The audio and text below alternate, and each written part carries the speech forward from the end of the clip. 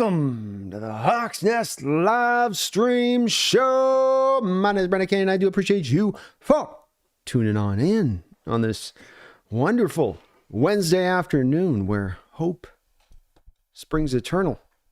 And us Seahawks fans dream big even in a tumultuous year like this one has been. I hope everyone's having a great day. This is the Seahawks Weekly Roundup, a show where we just take a little bit of a look-see back at the prior week. If there was any kind of real breaking news, look a little bit back at the game, kind of one final look there on that to kind of give that final real look through to something that might have slipped through the cracks on that side of it. But we're going to look at a couple of things here today. Not any real points of major breaking news. We're at that time of year where there are no trades, there are no signings, there are no retirements, hopefully. And things are moving in a generally good direction for your Seahawks. Abraham Lucas appears to be in good health coming off of that first game. There's not what you might think where you're like, are they just sort of trotting him out there where he's on sort of a 75% of a knee that they're going to see if he can just get through on? Or is he truly coming back to being a guy who can look at near the full strength of what he was prior to the injury?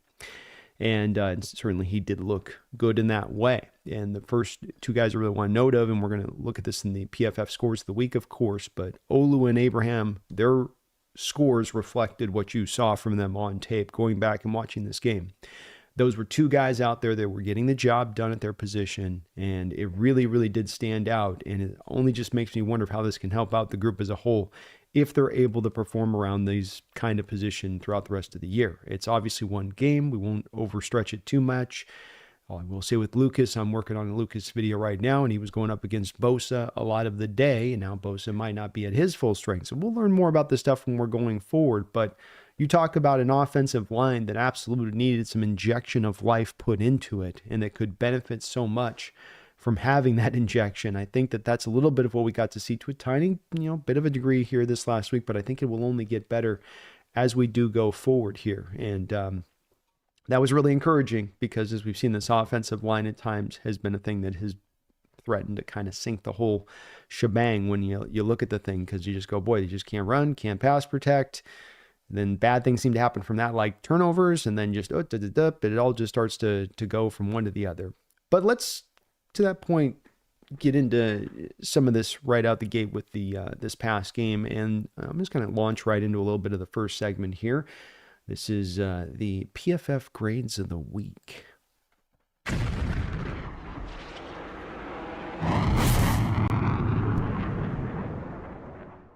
And I want to cover this because I wanted to take a look at, first and foremost, those two guys that I was just talking about, those aforementioned guys. You guys bear with me on the nose today. Allergies are killing me. Oluwatimi, your second highest graded player coming out of this game by PFF. Abraham Lucas, your third highest graded player coming out of PFF. I want to say that I went and saw a stat where there hasn't been a center for your Seattle Seahawks with a higher than 80 grade, with the exception of going all the way back to like Justin Britt, who had 3 such games during his whole time in Seattle. To put that kind of grade in perspective, to show you how good of a day that was on 60 snaps, not a sample size by any measure. And he really did hold up on the inside in there, and really does stand out. You hear about a lot, and you saw this on the All Access tape, the communication from Olu. He's out there communicating, talking to everybody, just like you'd like a typical center to be, fitting to that margin, and great to see him there. But then you see it was Lucas as well. Let me show you the whole grade here so you can see both sides of it. You've got, of course, the pass blocking, and then you've got the run blocking there. Pass blocking PBLK, and then RBLK for the run blocking grades. But you can see with Abraham Lucas, he was equally well graded out on both areas on his side of it. With Olu, he was actually a little bit more well graded out as a run blocker than he was as a pass protector, and he's actually more atypically a pass protector than he is a run blocker. Kind of interesting. Geno Smith, Kenneth Walker, and then Mike Jarrell in there on his 18 snaps, by the way. Kind of cool to see him have his best graded game, albeit on 18 snaps, rotating in with Abraham Lucas. But just nice to see the more guys we can start to get carried along here, the better. DK Metcalf, solid day. Charles Cross, they were kind to him with the 64.3. Charles might have had one of his rougher days out there, which was kind of odd because he wasn't getting as many snaps against Bosa, because the Niners were really keeping Bosa to Lucas's side and testing him over there by and large throughout the course of the game. A.J. Barner, filling in for Noah Fant, has had a little bit of some rough roads here in the last couple of weeks as a pass catcher. Noah's maybe going to hopefully come back here soon, and I like Barner's upside long term, but this does match to what you saw from him on the tape a little bit here on this one as well. Laken Tomlinson and Anthony Bradford, you got the good on the upside, and the guys down there on the downside. One of the reasons that Geno Smith was still in a position of having right around almost 50% of his dropbacks being under pressure. Laken, it is a little bit what it is. It's cool that he's actually coming a little bit in this game with the pass protection at like about average, but then as a run blocker gave you nothing there. Atrocious. Match the tape. Bradford actually had some cool moments, which you'll see on the breakdown I'm going to do of Lucas. Actually had some cool moments of working with Lucas, picking up stunts. You can feel with both of those two guys on that side, they give you a nice edge over there. They're both going to get after it, and they're kind of a nice combo over there. So that's something to kind of monitor as we go forward. But you would like to see a little bit better play than both those two guys if you're getting these young guys in. But that's another conversation for another day. Lockett down there at 55.7 on 47 snaps. Lockett having a little bit of a quiet middle of the road part of this year. He started out pretty consistent, but it has gotten a little bit quiet. And Zach Charbonnet struggling to get as much done this year. 3.5 yard per carry average on the season. And I think the grade here is pretty fair with 58.9, being that he just has not done much to look like what you might expect is kind of a quasi difference maker there in the second round. If you're going to get it back in the fourth, the fifth, the sixth, you go, okay, if no one creates anything in front of them, I'm not going to be absolutely mad about them not necessarily creating on their own. But if I take you in the second round, maybe I'd like to see you kind of be able to create on your own from time to time, which we're just not quite necessarily getting from him. Defensively, Devon Witherspoon had a really, really fine game. He is a guy I'm going to feature in a second here as my underrated hero of the week. And I just thought he played a really, really fine game on tape, showing out how he could be a guy with a multitude of skills. And you see those skills all over the field throughout the ball game. Tyrese Knight, 10 tackles in this game, 51 snaps, 77.5 grade. This kid has not just been a flash in the pan in what he has shown in a performance like this game, and this would certainly be his most impressive performance going up against that Niner team, and probably would have been a much tougher day had he had to go after a Kittle. We'll see how he matches up out there. I think aligned a lot more out there with Trey McBride and how that matchup goes, but well graded for the most part across the line, including his coverage skills in this game. And so nice to see this fourth round kid develop out of UTEP, and he has been this kind of player throughout when they've been playing him. If you go back to preseason, maybe this was him on the better end of it than we've ever seen so far. Not ever seen, but so far have seen. But he's still been on the good end in most of these games, consistent. Part of the reason why he's probably getting this opportunity. Part of the reason why they're cutting Dotson, not necessarily merely because Dotson's not up to snuff, but also because of the fact that this kid's ascending a bit to their eyes, and that they like his upside truly, and the here and now, not just necessarily in the long term. Kobe Bryant, going to make it really hard this week. I think we're going to probably be getting back Rayshon Jenkins, your de facto starter from the preseason. And Kobe's been, I'm not going to say dominating or elite, but he has been above average, well above average in his performance of the position since stepping in there a couple of weeks ago. And I think McDonald is really going to be hard-pressed to knock Kobe out of that lineup. The nice thing that you do have here, though, is the flexibility, versatility. Julian Love was playing down the slot in this game. Ty Okada came out onto the field to match up with Kobe Bryant on the back end at times. You could slide now Rayshon Jenkins into that spot of Okada's, and he can do probably all that stuff even better. Well, not probably. He would be able to do that stuff better if you want to keep Julian Love down the slot. If you're moving Devon to the outside at times like they were in this game, being Witherspoon, who's usually in that slot, lets you mix some things up. You can also bring out the wrinkles that were there with the Ravens at times, which is the 3 safety looks to the top side, where you'll get 3 safeties in alignment over the top, and McDonald can kind of play with that look a little bit. And so now you have 3 real good quality safeties to feel confidence to be able to do that if you really want to do it. And it just gives them more depth. And I'll tell you what, man. Seattle Seahawks are just subtly, quietly starting to get a little bit healthier here, at their most healthy here as we get through this year. Guys, a little banged up still, yeah. Chenna, looking to come back here soon. Rest of the guys like a Noah Fant, expecting to get him back in line. There's been a couple of IR guys like a George Fant, but hey, you might be at your most healthiest here as we head down this stretch, and that's a beautiful, wonderful thing. Tariq Woolen had a nice game. He was noted by Mike McDonald after the game for feeling like he really played well with some really great effort. Boye Mafe had himself a solid game, and he's been a well-graded player this year. He's not necessarily been able to light the world on fire and started out really hot and has cooled down just a little bit, but he's still been a good all-around edge for you this season. I think he's going to have to do a little bit more as a pass rusher if he's wanting to climb into that 20 million, that 20 plus million mark on that next contract extension, but still worthy of an extension regardless, and certainly some common ground I'm sure you can find if he's just at simply the performative level of being I'm a 10 sack a year kind of guy who plays really good run defense. Now, he might have upside over the top of that, and I'm not saying he doesn't, but there's plenty of time for the kid to develop, but just kind of where you'll be at, I think, as far as the contract negotiations come the end of the year. Leonard Williams, steady Eddie. I said when we got this guy in, let's not think of like we've got to go out there and find a Chris Jones type or an Aaron Donald type. There's only a few of those guys. Is he a top 10 type defensive tackle that you're bringing in? Yeah. And are those guys really hard to go out there and find in the draft? As much as you might think, oh, just put a second round pick on one, for instance. Yeah, they're really tough to go out there and find. So bringing him in, spending all the money that they had to spend, I mean, it made a lot of people's butts clench, but it is still looking like money well spent. He is looking like a different kind of player than the one you would have got there in the second round if you just sat and waited and tried to pick the best guy who would have fallen along to you.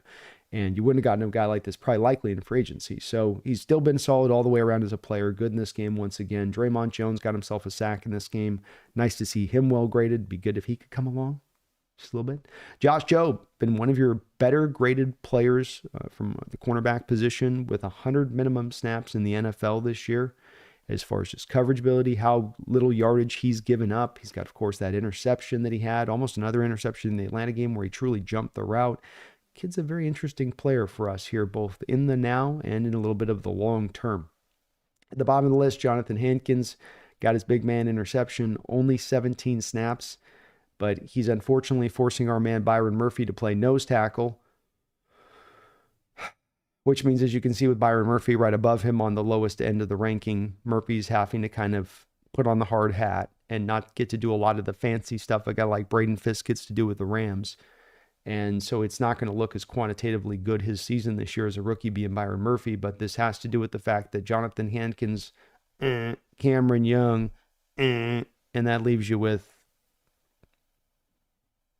not a whole hell of a lot else at the nose tackle position, unfortunately. So he's kind of stuck there. I have no idea why Ernest Jones got a 49.7 grade. The tape was fantastic of him. Fantastic. Yeah, I'm going to show you a couple plays here in a second of him, but I don't get it. It is what it is, I guess, but sometimes PFF just gets it wrong. Here's your special teams grades on this one. Julian Love leading the way. How about that for a starter, helping you out on the special team snaps? Patrick O'Connell, Drake Thomas, Cody White, Chris Stoll, Farrell Brown.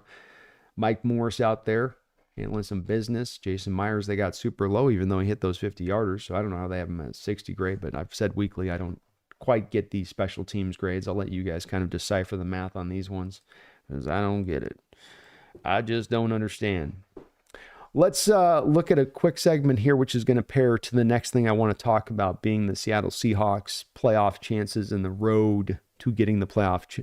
There's a couple roads. They're narrow, but there is multiple ones. But I will get to those in a sec. Let's first just take a look as we can on the segment that I like to term tracking the NFC West. It's good to take keep an eye close on those guys out here in the NFC West, what they're doing. This is a tightly fought battle right now. Deadlocked up almost division with the Cardinals with a very tiny, itty-bitty,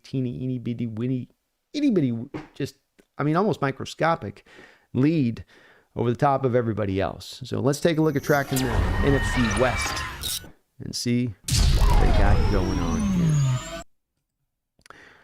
So only 2 games played this past week within the division, and we know what happened in ours, don't we? Yeah, we do. Hell yeah.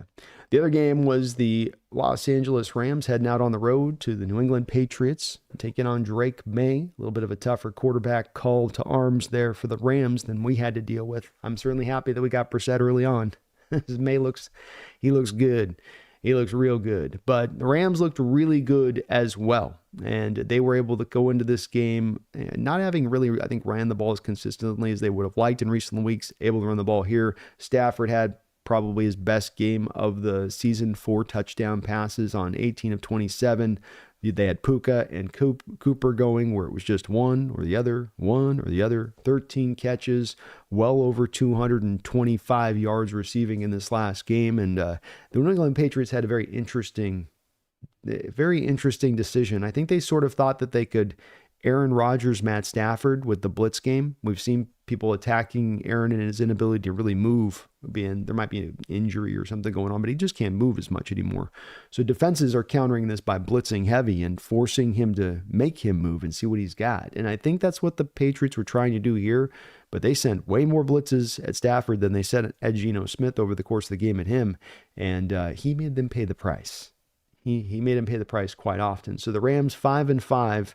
They get back into the middle of the road of this division like all of us, and this thing starts getting stacked up, log jammed, rush hour mess on 405. You guys have seen it. That's where we're at.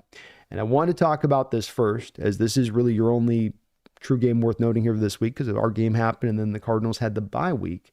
So we'll be taking on the Cards after their bye week here. But the reason I want to note that is that we can get a little bit of a better idea of how the playoff road will look for us to get in. And let me get this right on my screen here. So I think it is getting a little clearer. It's not clear per se. We're a long way out. It's hard to predict how everything's going to go. But if we look in general terms, once you get a little bit past the halfway year, I think you're past that. Well, it's just early year. Stuff's going to change me a little bit, but I don't think it's going to change hugely. We can look at a couple things from that. So it's sort of like, let's pare away first. Right? Let's pare away the stuff that's the bad, that's not really in contention here, or doesn't appear to be. When it comes to the NFC East, Dallas and the Giants are out of this thing. No chance. No, not going to happen. Bears, technically, yes, but let's just say it's a no for them. Panthers, no.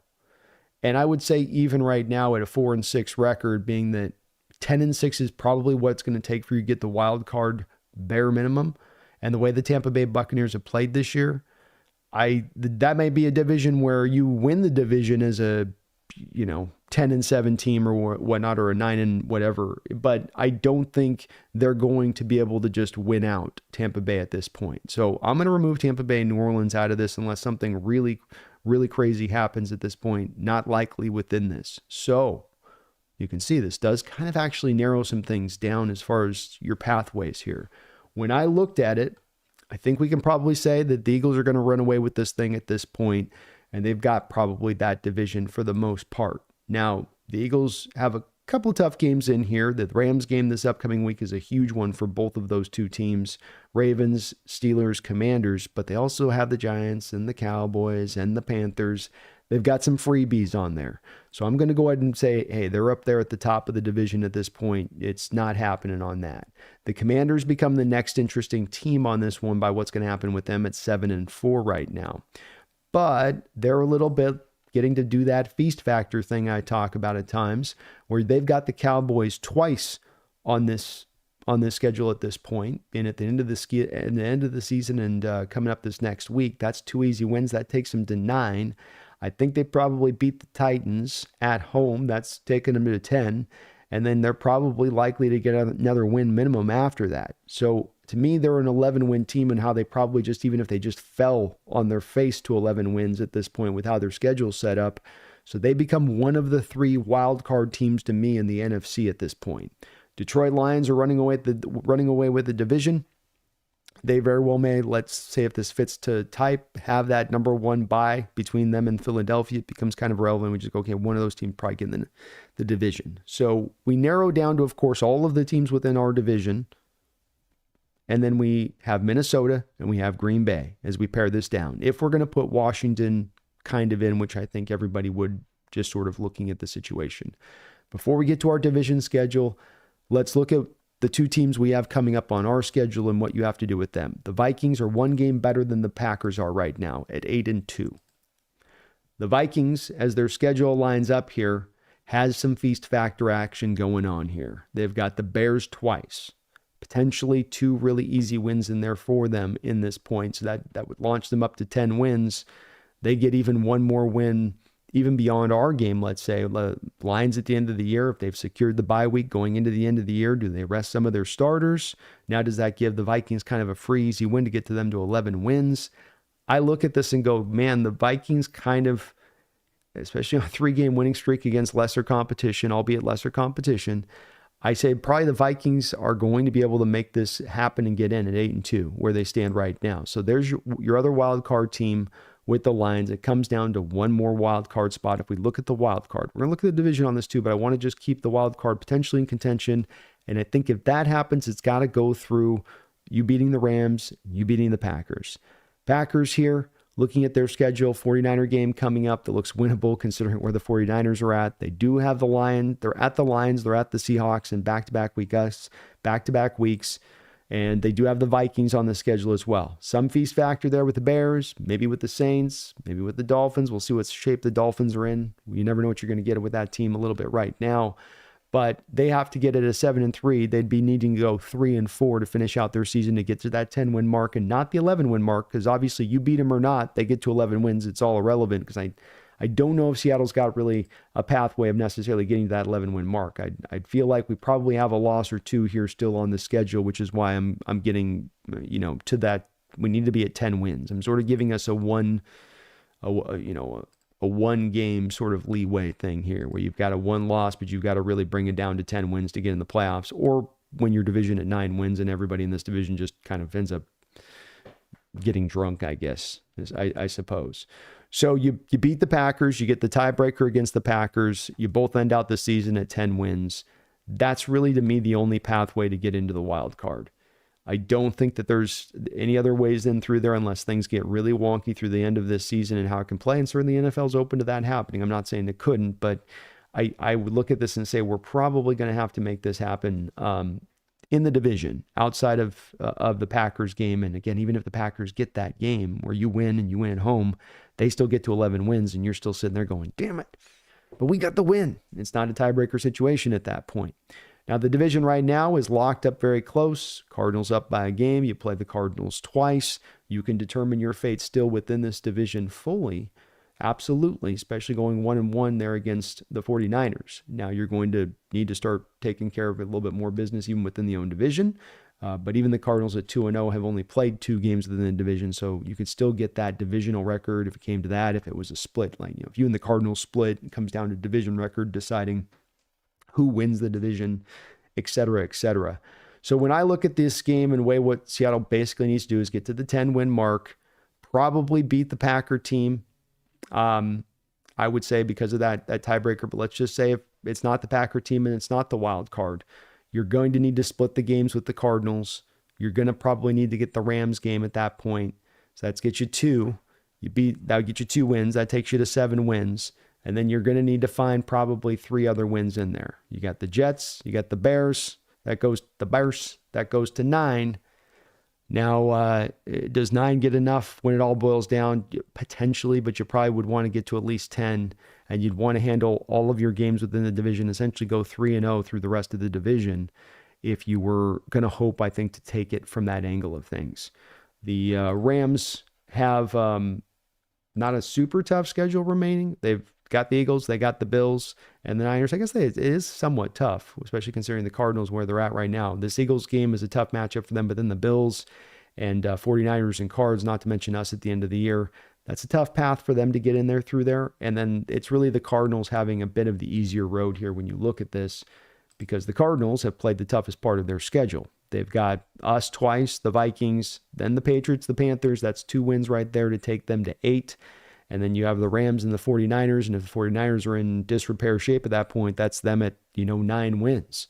And so that's where you do come back to, hey, we might have to win twice here against this team in order to hope that we can actually go and even get this division at this point. So the road is a little bit long to pull this one off. It is not going to be easy, but hey, you control things. You're getting at your healthiest. The schedule is not a gauntlet. You have the Bears in there. You have the Jets in there.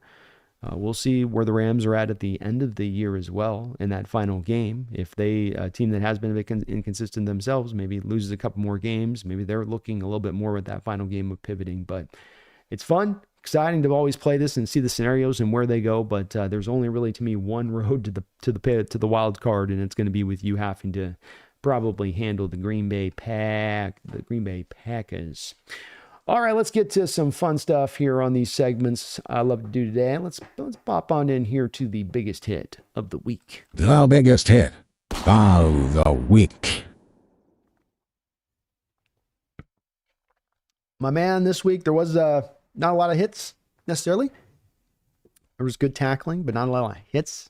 But the one that I ended up liking the most was my guy Okada coming up from the safety position. And what I love about this is he's running the alleyway right into the heart of the offensive line. You don't know who's coming from your left. You don't know who's coming from your right. Tunnel vision. And you got a guy, Christian McCaffrey, that can be the toughest guys to bring down in the league. Does he know he's got some help here from Boye Mafe coming from the edge to aid him a little bit here? Yeah. And Brian helping out too from his side? Certainly. But there's a hole that opens here initially. McCaffrey's able to get up to speed here pretty quickly. And Okada chops him right down. This isn't the type of, atypical hit of where a guy's just completely depletes a guy. But you tell me you want to be Christian McCaffrey's ankles after this hit. You tell me that he doesn't have ice on those shins after this hit.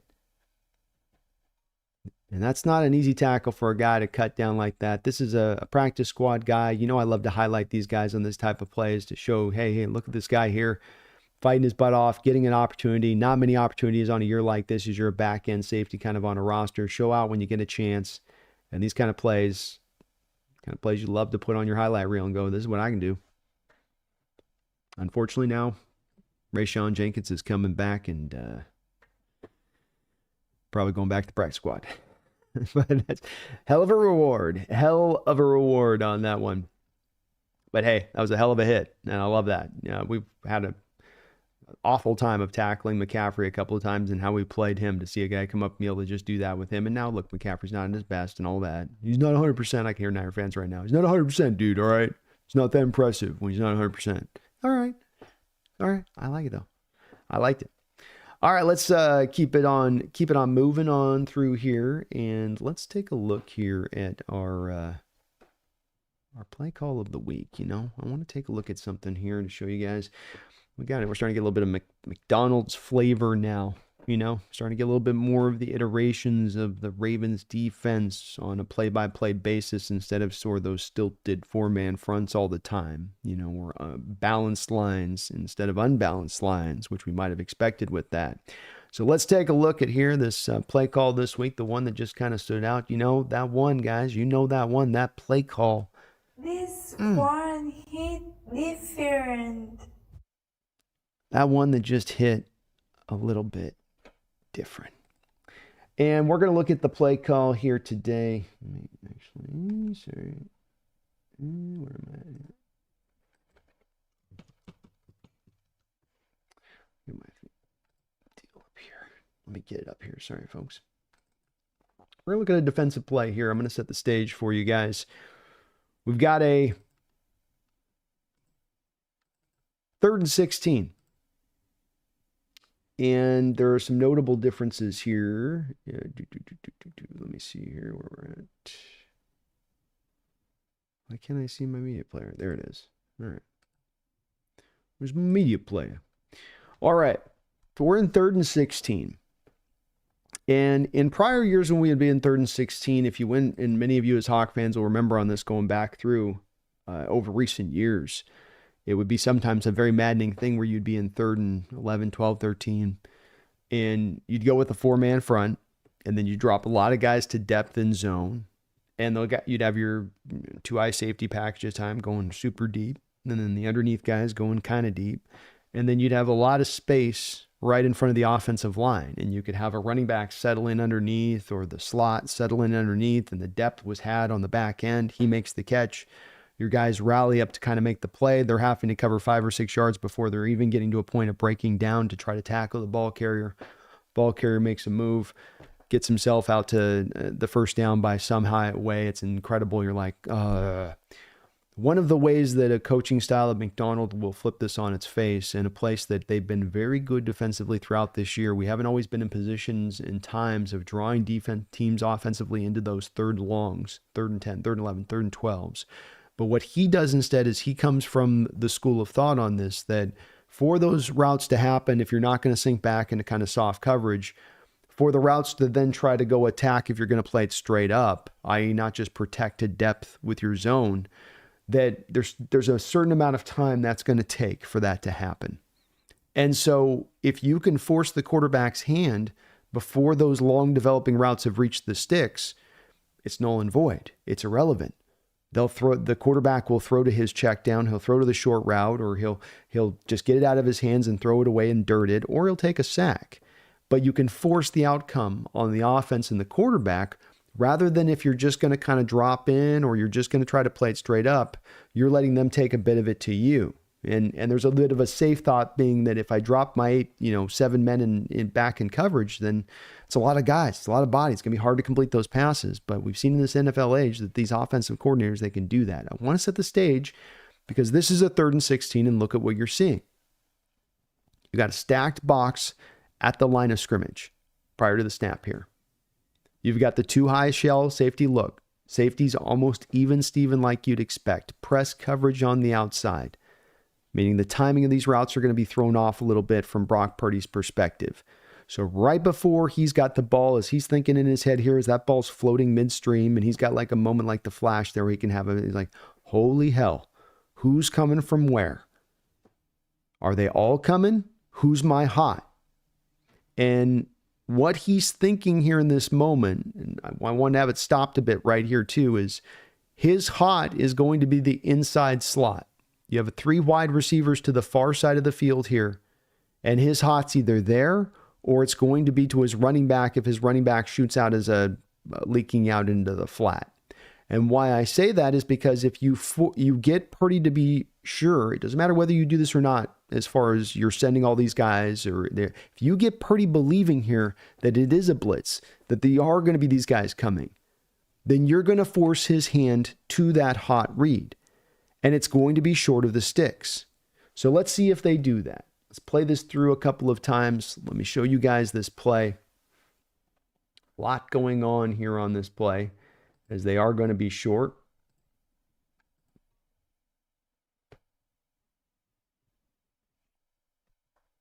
Just watch a few of the things going on in this play. Notice the defensive linemen, in which who goes and who doesn't go. My opinion is that before the pressure ever gets here on Brock Purdy, the decision has already come in his mind to get out to that hot. He is looking for the reason to go to that hot because he's worried about the pressure coming. And you forced him into that bind. You have a man driving up on the route. You probably told Kobe on this play that this is very likely where the read will go on this if they're in this look or this alignment. I mean, even if he's not in the slot, he's even aligned a little bit wider out here. You're still telling Kobe to be the key on him there. And Brock doesn't know with them in the cover 2 shell what they're going to do post snap. He doesn't know if he'll drive on him. He doesn't know if he's going to drop into cover 2. He doesn't know if he'll maybe be the single high. And you're going to come down with love here. Likewise, you don't ever end up blitzing everybody. You overload to one side. You get the Niners bought into the left side of the line of scrimmage being where the blitz is coming from. And then you bring Witherspoon on the backside. So you confuse their protections to further entrench the mindset within Purdy to go to the hot. To not try to take any kind of risks. And what you even love more about this is that you even further take it away real good. You further took away here with Leonard Williams where they might have gone if there was a potential other hot here. If this was going to be let's say a slant into parasol to the high side of your screen, you have Leonard Williams drop and take away the slant.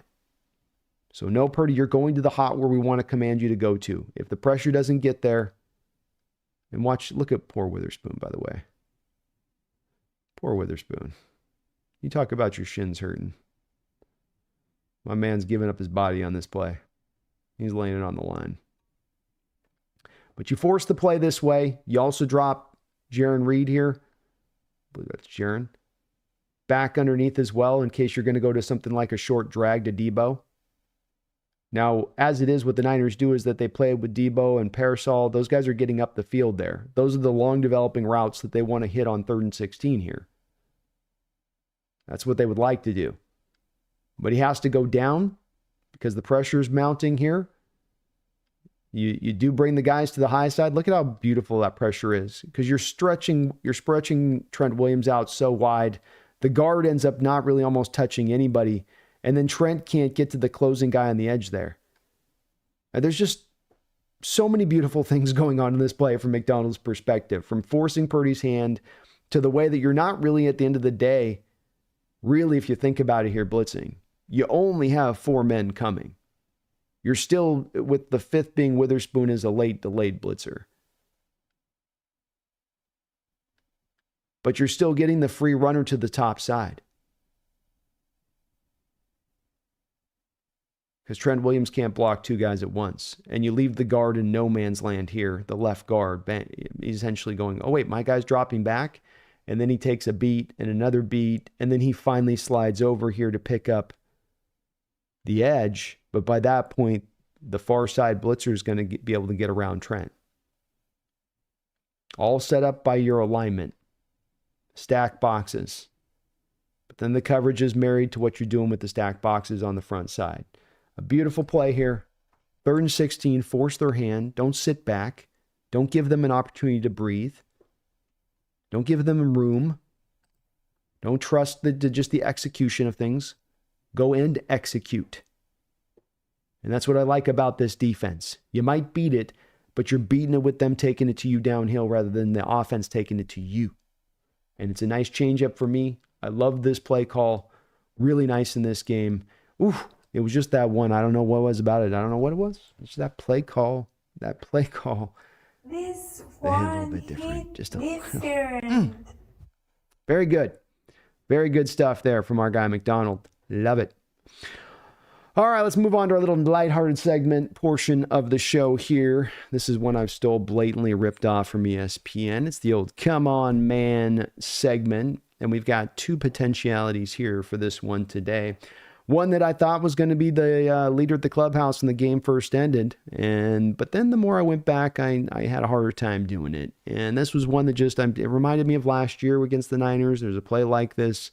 I don't know, maybe PTSD got to me a little bit. I got the 1,000-yard stare, and it just made me just so angry. But you stop Juwan Jennings a good 3 yards before he's going to get the first down on 3rd down here. You've got Job holding on to his waist, screaming, fellas, help me out. He's got like the wild animal that she's caught out in the swamp, right? He's like your friend. He's got it around the waist, and he's like, this is a big one. Help me out. This is a big one.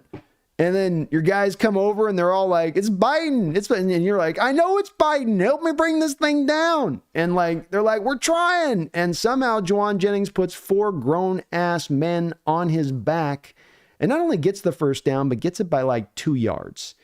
So this was one I struggled with, but I go, maybe everybody was doing what they could. It got weird.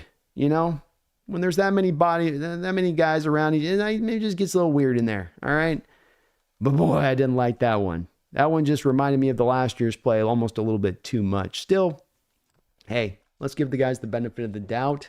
Come on, man, it's about controlling what you can control. Stuff happens in the heat of battle. Let's talk about what we can control.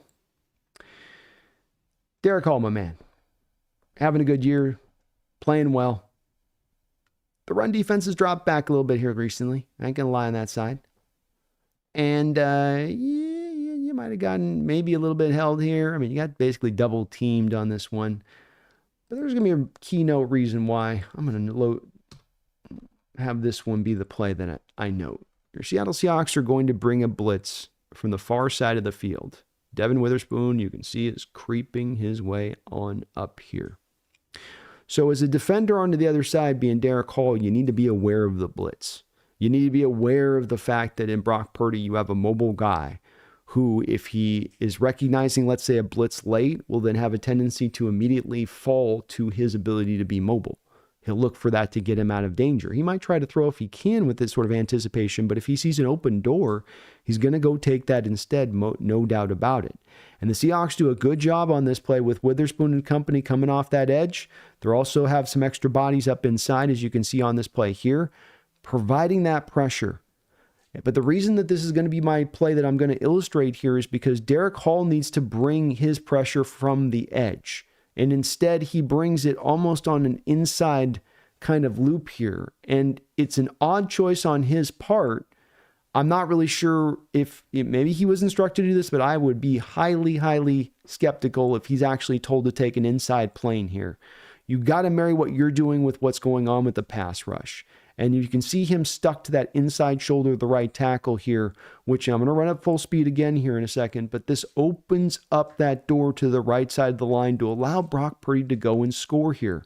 This didn't have to happen. You force him back inside. You give that backside blitz a chance to actually get home. You leave the door open. The backside blitz has no chance. It's completely neutralized essentially by the pathway that Derek Hall takes on this pass rush. Again, there might be a little bit of a chance here that this was something that he was being instructed to do, but you tell me why he would have been instructed to run a bull rush like that, running that inside shoulder, when look what it does. Wide open hole here for Purdy to go and get that touchdown.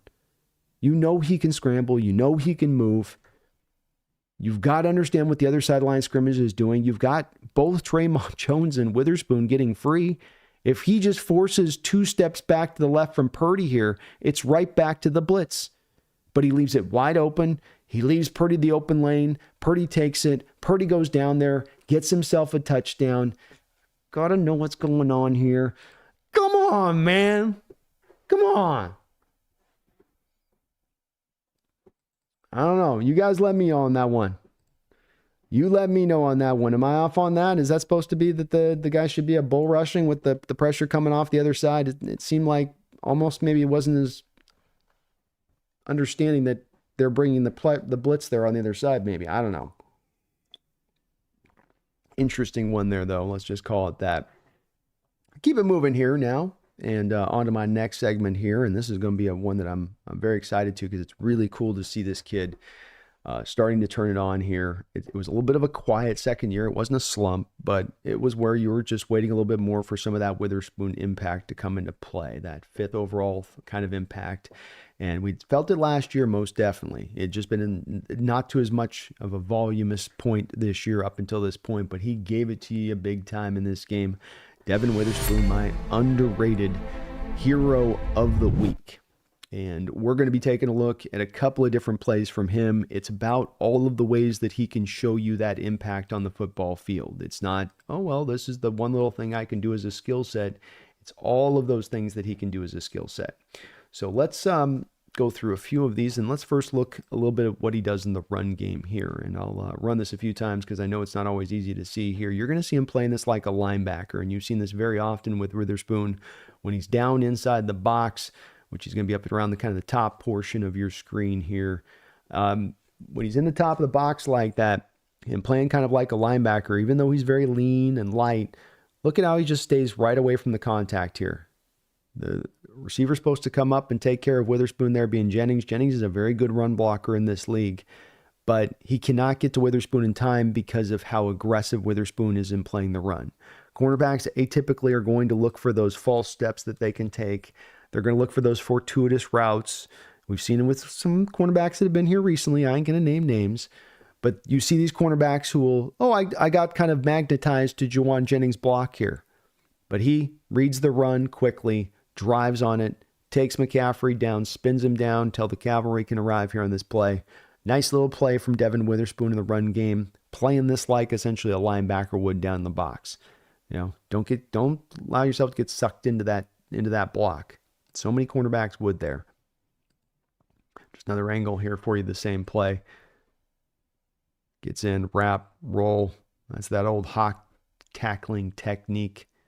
Attack the near thigh, wrap, and roll. That's basically was the technique back in the day. Near thigh, wrap, and roll. Fundamental. All right, here on this play, you're going to get him to the outside, and you're going to get him to the left side of your screen, number 21 here. And on this play, oh, shoot. What just happened? What just happened? Let me restart this one a couple times. On this play, he gets around Deebo Samuel's block. Back in there to make the tackle. My video on this one's being weird. Trust me, he makes the tackle. Him and Ernest Jones back there to make the play. But another play where easy to get caught up on that block here from Deebo Samuel, number 1 at the left side of your screen. Instead, attacking on the play, there to help out on the run play. He's a difference maker as a run defender from a cornerback position because of how he attacks in that way and how it's so unusual for the position. He gets off of blocks. He avoids blocks, and not in the way where guys are running around in a circle around the block, but actually taking the quickest path to get around it. And it's just about at that level of aggressiveness, willingness, want, that type of stuff. He's got it all over the place on his tape. Here he's going to fly in from the top side of the film. Another wrap and roll situation here from Witherspoon. Good job here by Roy Robertson Harris to create some pressure in the backfield initially on this play to reroute McCaffrey a little bit.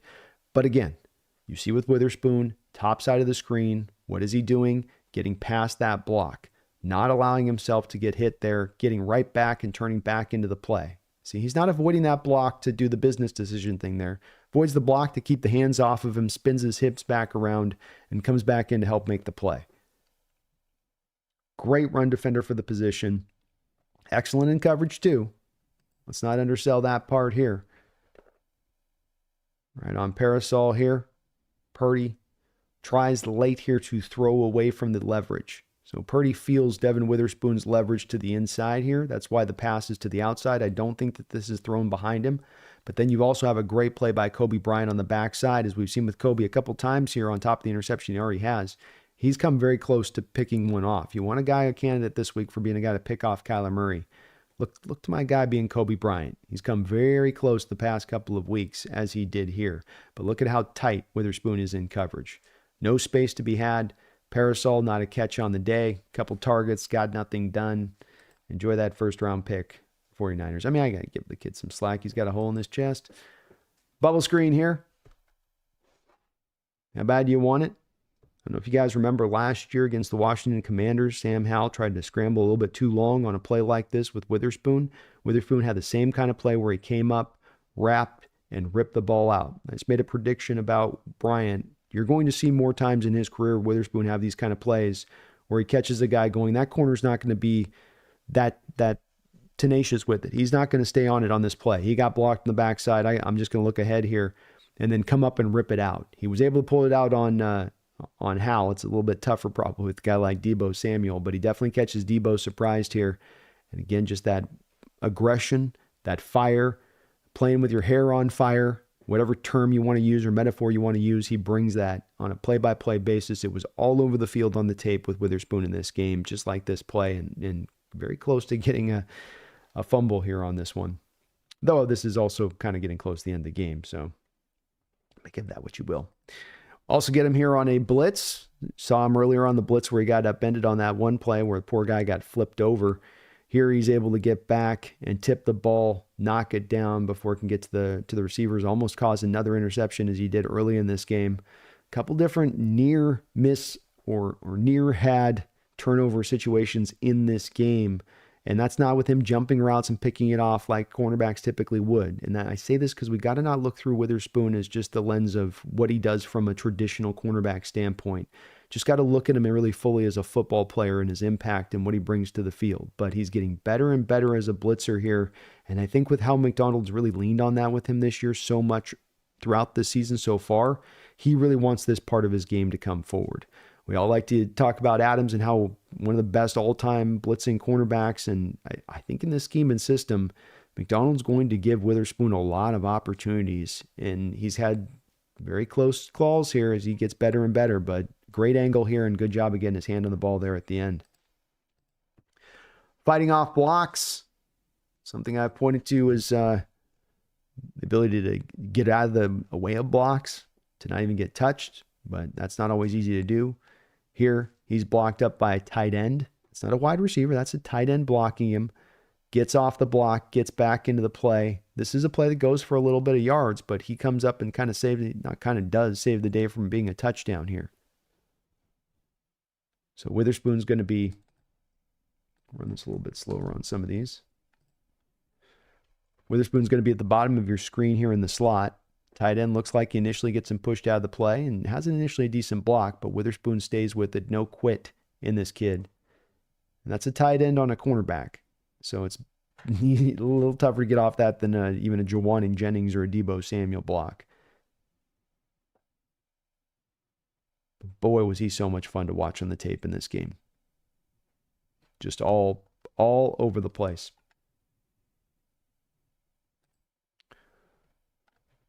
How about if you do give up a catch in his space, what happens? What occurs if you do happen to get a little catch? And this isn't even on him. Look at this. He's picking up initially Parasol in coverage, 21 center of your screen, peels off Parasol, comes back, clips down on Deebo Samuel. The flood zone concept, right? We run Witherspoon off with Parasol. We attack with Deebo. There's a lot of hole there. Previous Hawk defenses, that's been a big attacking method for both McVay and Shanahan, is those flood zone concepts. Very hard to play it like this, right? Start from one, go to the other. Your eyes want to draw you to the first receiver. You want to stay with that first receiver. But Witherspoon recognizes just what the Niners are doing here. Very smart player. And again, sure tackler, as we've already seen that on a couple of these snaps. Again, here in the run game, kind of a culmination of a couple things that we've seen. Him on the right side of your screen. First, completely gets the receiver to whiff on his block. And then where he's not necessarily there and having to be there to make the tackle here because the rest of the guys are doing their job, and Kobe Bryant especially. Kobe comes up and makes a great play here to make the tackle. But Witherspoon's right there with the outside leverage. He's right there to help out and clean up if this didn't go. And getting off that block again, this is a guy in Jawani Jennings. You might go, okay, well, he got off the block, Brandon, whatever. Jawani Jennings was one of the better run-blocking receivers in the league last year in the NFL. He is one of the better run-blocking receivers in the NFL this year. Him getting around these kind of blocks with these guys is no small thing. Shanahan insists he will put guys in the doghouse. Brandon Ayuk couldn't play for like his first year and a half because he didn't run block up to snuff for Shanahan's taste. So him getting off these blocks is just no small little itty-bitty thing. It's major. And it's something that you do get with him on a weekly basis, but he was just shining in this game. One other play I want to show, of course, is going to be the splash play here. There we go. Try to get the right one up here.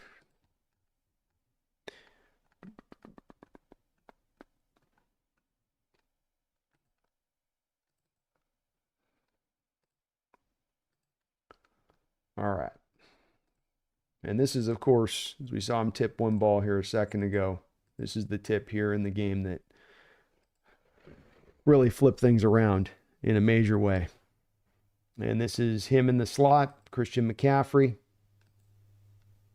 So let me pause this up. We can always rerun these again if there's some of these you want to guys recheck out on this. But you've got him here to the top side of the screen, condensed split for Christian McCaffrey. He's up there kind of lined and not a full-on press because McCaffrey's off the line of scrimmage there, sort of as a Z receiver on this play. But he stays tight on McCaffrey, drives on the route, not with a hand on the back, where he's draping McCaffrey where there's going to be a call. And then he's able to tip the ball up for Hankins. This is a play that's purposeful. And what I mean by that is that I said on the post-game breakdown, you can see how he puts his hand in there and turns his hand over. And 99 out of 100 cornerbacks put their hand in there and they drive that ball down. So they just want to ensure that the ball doesn't slip through. They're not there with enough confidence to believe, oh, I'm going to not only get my hand in there in time, but then I can also turn it over and then flip this ball up, because he volleyballs the ball up by turning his hand over in that way and truly creates the interception. Not accidentally creates the interception, but truly creates it by just the movement of that hand, that moment, the hand-eye coordination, and putting it in that way. And Witherspoon was great this past Sunday. He was all over the field as a tackler, getting off blocks, in coverage, making plays, causing that lone turnover in this game, which was desperately needed to win the game. He was, without a doubt, my unsung hero of the game, and it was an easy one for me to call. There's a couple other guys that certainly we could take a look at. Oluwatimi on that list, Lucas on that list. Those guys get some real big-time honorable mention, but Witherspoon was a difference maker out there for you on the defensive side of the ball, and doing it not necessarily traditionally, quote-unquote, traditionally. Let me know what you guys think, though. You have an under hero of the week that you like better than mine? Let me know if you where you stand on that. Gonna look at a couple of plays here in a second on Ernest Jones. I want to catch up on a couple of donations here as I know I'm behind. Please, if you guys could, hit that like button for me today. It does help out the channel, helps me grow, and I do appreciate it. Behind a few, don't know. Sorry about that, guys. Real Cheese, thank you for the $5 donation. He says, I saw a video talking about Olu's success. He said he thought they were going to cut Williams, so he retired to save face or something like that.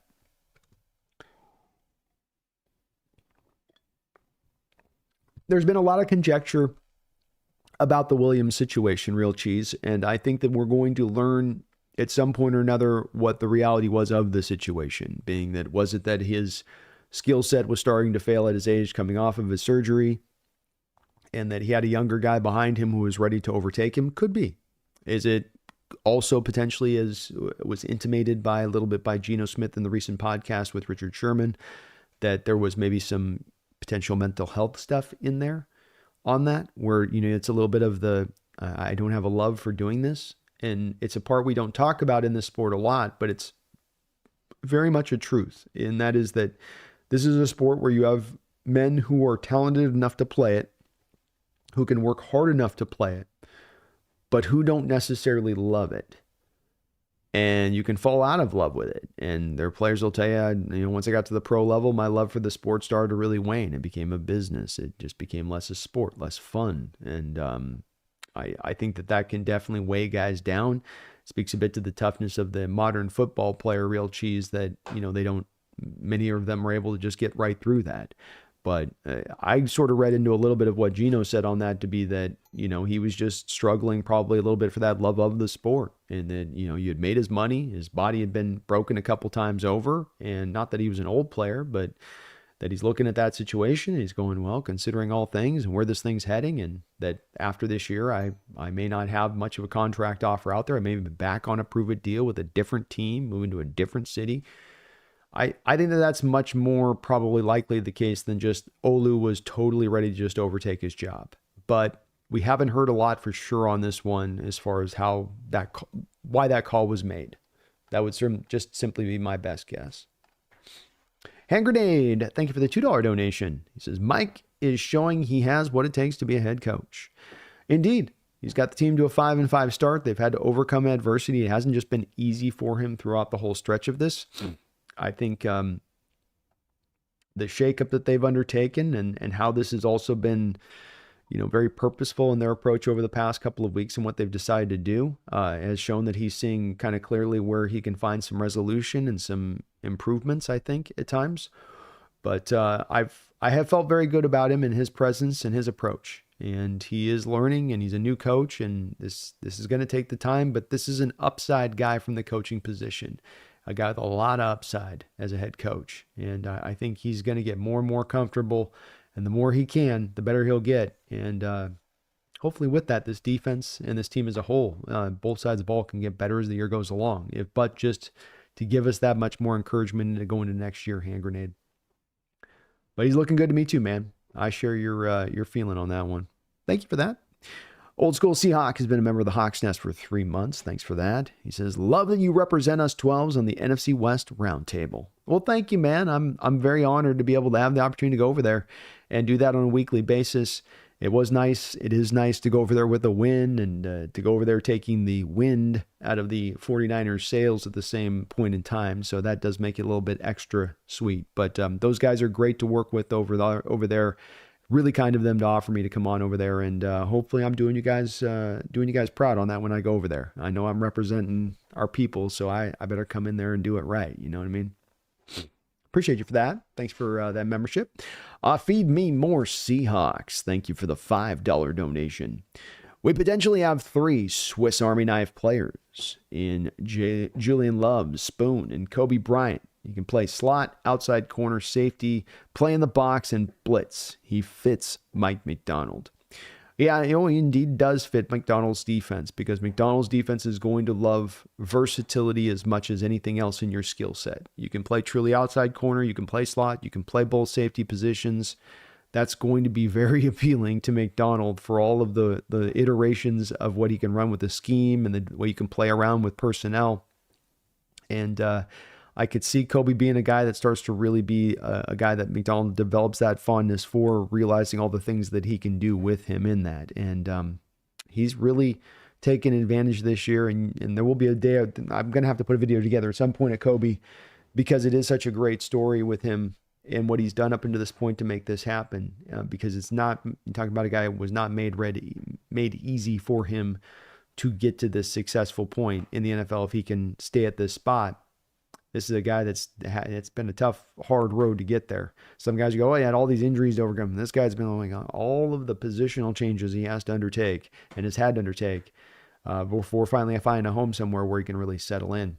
He's kind of the Justin Britt of defensive players for us. You know, Justin started at right tackle, went to right guard, eventually a center. Kind of the same thing there with Julian Love. But great, really good players, man. Like you say, they all have the flexibility to do a variety of things. I think eventually you're going to get some Witherspoon snaps in safety at some point or another. I think especially once McDonald really feels like the players have all of the basics and understandings of everything down, and he can really get to kind of the depths of the scheme. But a lot of that versatility to use those guys with that feed me. Well spotted on your part. Keon Lund, thank you for the $2 donation. He says, did you watch Gino's interview with Sherman's pod? I watched a good bit of it. I did, on some of the stuff that they were talking about. So it was good. I liked it, you know, and the stuff you talked about, Connor, was some eye-opening stuff on that side of it. I still got to check out the rest of it, Keon. So I didn't get through every bit of it, but good to see Richard giving, you know, Gino the love, and I did like the part where he was talking about seeing KJ right on the opposition sideline, Keon, you know, and Richard just sitting there quiet, because Richard's like, well, I donned those colors at one point, dude. Yeah, you did, didn't you? You did, didn't you, Richard? The apology can come anytime. You guys got rid of me. I know, Richard. I know. Thank you, Keon. I will finish that one off. So he's in the background on that one. Ski Nation, thank you for the $5 donation. He says, give Witherspoon all the money. Leave Jenkins out of it. Laughing out loud.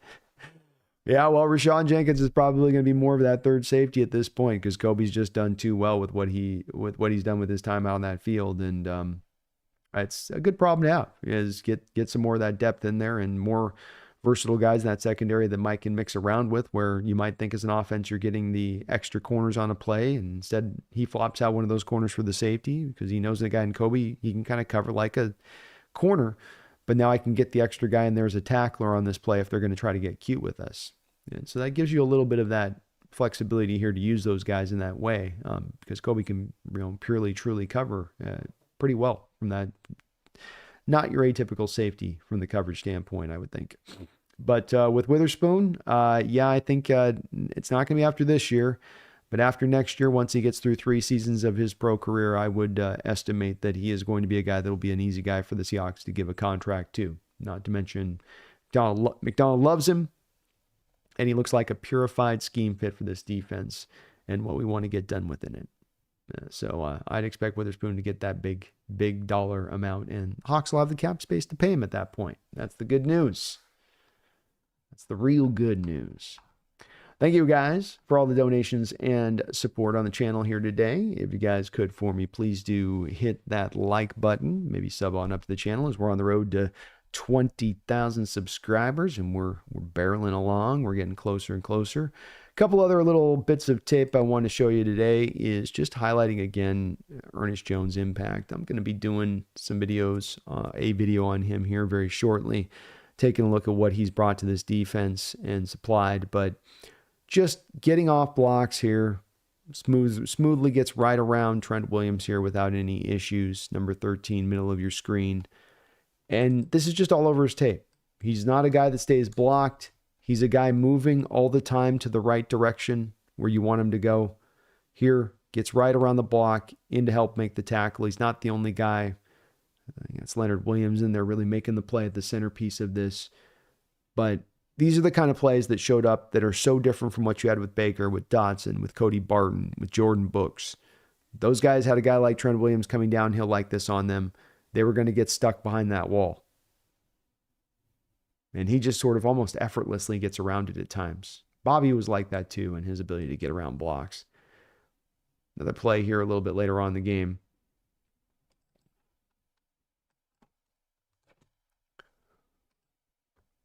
You got him playing,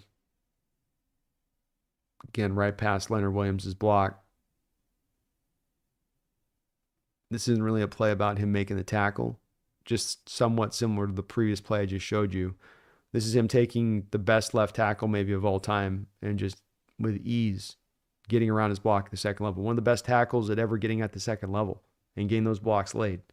And he's bouncing right around it. The play ends up getting made before he gets there to be able to do anything on it, because this is well defended across the line. This is part of why your defense is improving now at this point. It's not just one guy. It's everybody across the line, like McDonald said. He's not blowing smoke. It's everybody across the line doing their job. It's, you know, your guy forcing this ball back inside and multiple defenders being there to rally and pick it up. But great job here again getting around the block of Trent Williams, and he does this all the time. Just one little stutter step to the left and he's around him with ease. Here we go. Just this thing's a play of beauty. Watch 13 on this. Watch 13 as I blow my nose.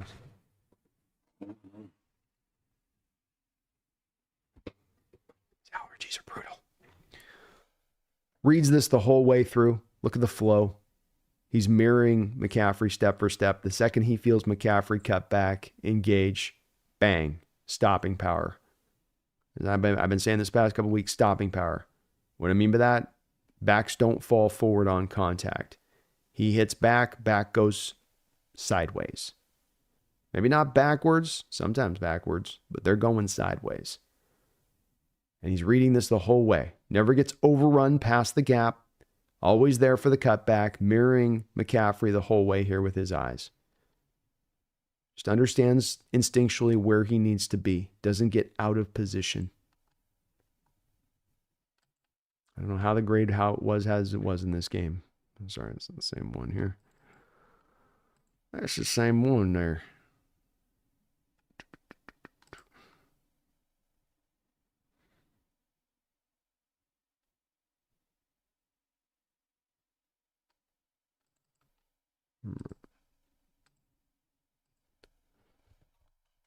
I want to show you this one as far as just 2 points on this. First, we're going to show you the prior to the play and then the play. I got to cut this up a little bit and how I show it to you guys on this.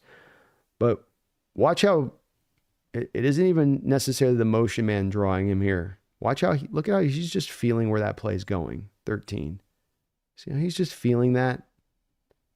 Film study, recognition. He's locking on something with those steps. We get so much into measuring guys. What about the guy that's super, like another 1/10 of a second faster than him in the forward, but who's 3 steps to that left, stays in that left positioning because he can't read it like this? And what happens on the back of this read? It's a pitch play to the outside, and he cuts down on the tackle. So we go back. Go back. He stays over the A gap. He doesn't get slid over here to the B gap a little bit. Where does that put him in conjunction for this pitch play?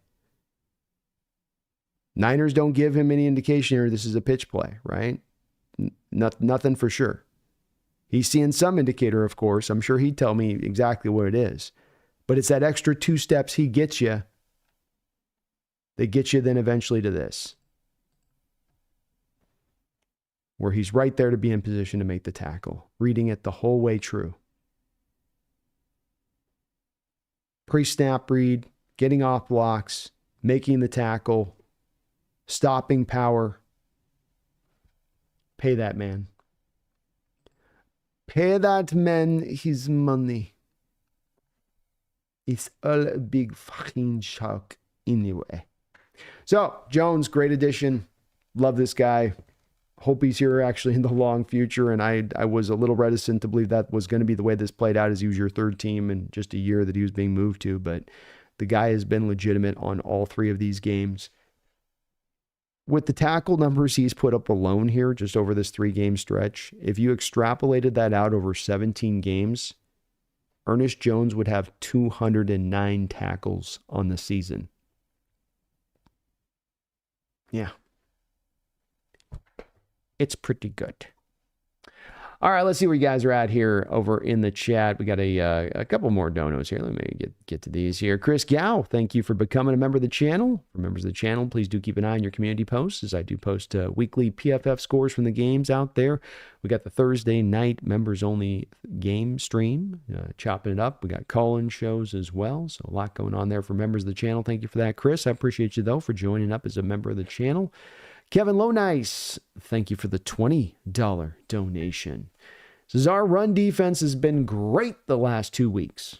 Connor will test it this week. Go Hawks. Well, thank you for that $20 donation. That's really very, very, very kind of you. And also very well said. As I think more and more about this game, Kevin, I get more locked into that stopping the run. And how can we stop the run well? How have we done against running backs this year? No, not great. It's up and down. Like you said, it's been good the past couple of weeks, but something that does stand out the last couple of weeks, Kevin, to your point on this, is it's been more of the lighter backs the last 2 weeks. Kyron Williams is low to the ground, and he's got a little bit of ability to run with some good power for his size, but he's not, say, a big back. Christian McCaffrey, the multitude of carries this last week, not really a big back. And then you look at the backs that we've had this year, who's given us those problems, David Montgomery. There's some David Montgomery and James Conner, right? And Niners, the first time we played him, Jordan Mason. Even Jordan Mason this last week, when Jordan Mason got a couple of carries, Kevin, he was effective, more effective than McCaffrey. Another bigger back, harder to bring down. And so I think this is a real concern with Conner on how is your tackling going to hold up? Are these inside linebackers going to continue to look as good against this offense structurally that can maybe get after you with your weakness, or what has been your weakness through the majority of this year, and be able to really exploit it to the ultimate? And that's really where the key will come down into this game in so many ways, I think. And that some might come into this saying, you got to limit Kyler Murray. You got to not like Kyler Murray. And I go, no, you got to stop the run. Where really everything begins, even before you get to what you do offensively. Because I have faith our offense can score points at home against this Cardinal defense. But stopping that rushing attack is an easier said than done proposal. And Conner is just one of the most unusual running backs in the league in how he does what he does. Upright runner, not very fast. If he's out there running a 40, it's a 4.6 guy. But just understands how to run with it, man. Understands balance and vision and patience and when to engage, when not to engage, and how to fight through a tackle to set himself up, and just extending runs. And he's tough. He is really, really, really tough. So hopefully we can stand that test here, Kevin. But that's where the key will come to the game for me in this one, because the Cardinals are going to look at our tape and they're going to go, we know who we are.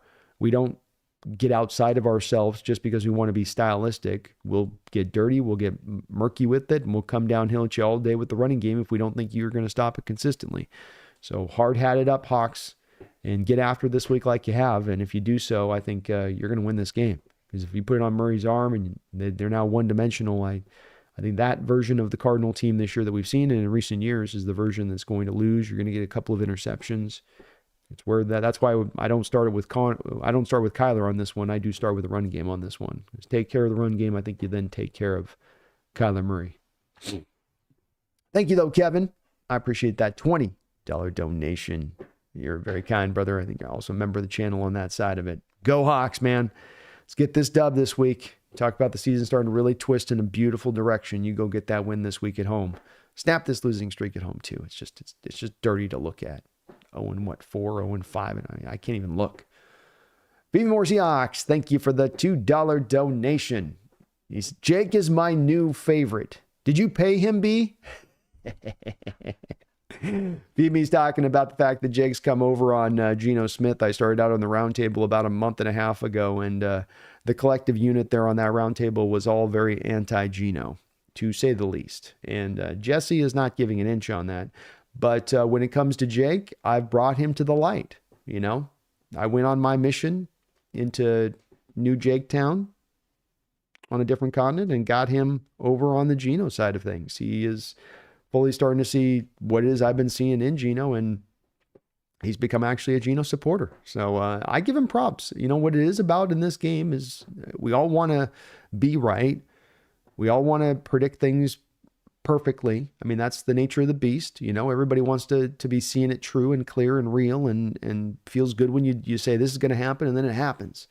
But we're going to be wrong about takes. And if you have a wrong take and it becomes exposed as being wrong, you don't hold on to it. You go, okay, I gotta see that with this new data, I've had to move on this one a little bit and realize, you know, that there's more to this story than how I was seeing it before. And I think that's what, to Jake's credit, that's what he's done here with the Geno situation. He said, oh yeah, okay. As I've really now to concentrate, I don't spend a lot of time looking at the Seahawks team, but as I now really look at this team, what he is doing, what he's dealing with around him, it does start to be clear. So props to him on it, man. You know, get it right. Not being right, get it right. That's what's more impressive to me. Because we'll have our prediction stuff that we'll get wrong and right. I mean, everybody will. Nobody is the great oracle within sports now, right? And sorry about the blow nose today, folks, but these allergies are just knocking me out. Knocking me out.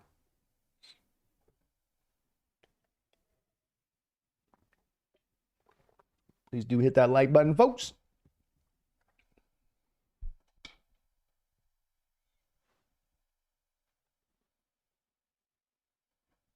Nick says Olu didn't single-handedly kill an offensive drive, so that was amazing to see. Steps in the right direction. There we go, man. Got to crawl before you can walk, and at least some steps in the right direction this past week from the offensive line. Let's see if they can build upon it. Jessica Sylvia, I wonder how many cuts and trades are actually about locker room beefs and fights that are kept quiet and we never hear about. Oh, I think it would be quite eye-opening to your point on that, Jessica, if we understood what was going on behind the scenes and all of the kind of tensions and stuff that happens. I mean, people get up into a huff at times and seeing stuff that happens on the sideline. And I think that stuff's just a drop in the bucket from what you get when there aren't cameras behind closed doors all across the board. And some of that is the nature of the beast to me, in that it's a very emotional sport. It's a sport that requires you to play at a heightened emotional state at times. And so, yeah, you're going to get some dramaed out moments. But I do think that this is a shakeup over the past couple of weeks. However it's come about, that is one we all talked about a little bit here on, saying, hey, this may be something that you have guys that are really talented in-house and you've got the right coach, and there's a little bit of maybe a thing here within the culture as it stands in this given year where you're not, quite getting everybody snapped in, where you have guys kind of bought in. Maybe you don't have the full buy-in, and that's just going to require a shakeup. There's no other way around it at that point, and it seems to be what the Seahawks engaged here. What's up, Riverside? Good to see you, man. Ricardo, hello. Space, Mr. Dog. Good to see you. 3R says they shouldn't be allowed to grade linebackers. Yeah, I don't know how you get there with Ernest Jones's grade in this game. One just going back, especially watching the All-22. You just go, huh? What are you guys watching? Brian says, now I take a snuggle shower for showing empathy to a division rival. Nick Guzman, Commanders probably don't have him covering the running back out of the backfield on 2nd and 7, so that probably helps. No, you're probably sorry.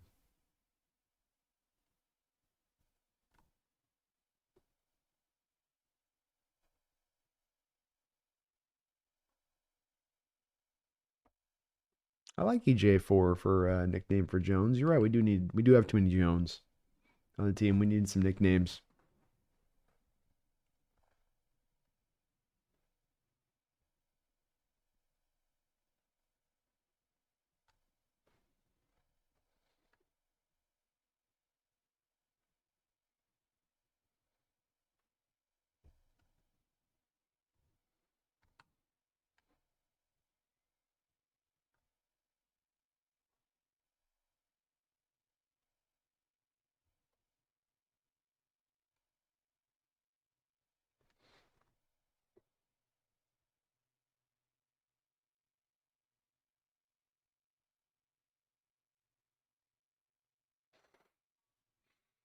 What's up, Alex Aceto? How you doing?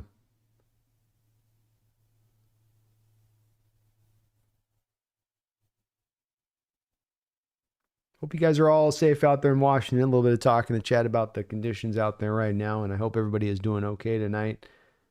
Kevin says Washington's going to collapse if there's an earthquake. I'm in Kent, and all my neighbors left. It's insane. Well, hopefully there's not an This is not an earthquake coming. Holy hell! Was the cyclone not enough? Frizzy says, since Rashawn's going to be back this week, who starts, Kobe or him? I think he starts Kobe. I think he's done too much to solidify himself. Defense is rolling right now. You don't want to maybe mess with the chemistry of that. Some of this is impactful, of course, by how they're practicing and who's practicing better. I mean, there is definitely a reason you had Rashawn as your starter there over Kobe to begin things, but I think you run with Kobe, man, if I'm the head coach. Dara says, I hope Kobe doesn't leave like Reed did. Well, you do have another year, Dara, of club control. So he's got at least the fourth season of figuring out what you might do with him. But that gives you a little more time, you know. You might be pressed, I think, to what you're talking about there happening if it was this being his final year and he was a true free agent after the season. You might be like, oh, we don't have the money in cap space. But he goes out and balls out through this year. He balls out through next year. It'll probably be a pretty easy decision at that point to roll with him on an extension if that were to play out like that.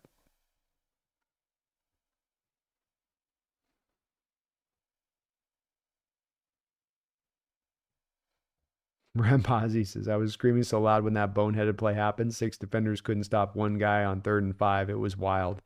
I got as angry as I was throughout the whole game on that play. Yeah, this play right here had me just livid. And there was a play like this at home against San Francisco last year that was exactly like this. It was actually worse last year, but this was pretty close. And you just go, there's 4 of you. Pick him up and throw him 10 yards the other direction. Yeah, Ramponzi, I was not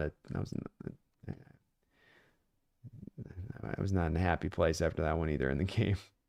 Wheels, a.k.a. Chucky, how you doing, man? Thomas Charter says the Niners just look lost right now. That look like nothing is going right.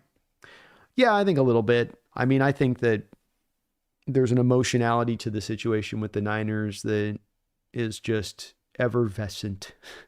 And you feel it in their fan base and the way that people are covering the team or talking about them. And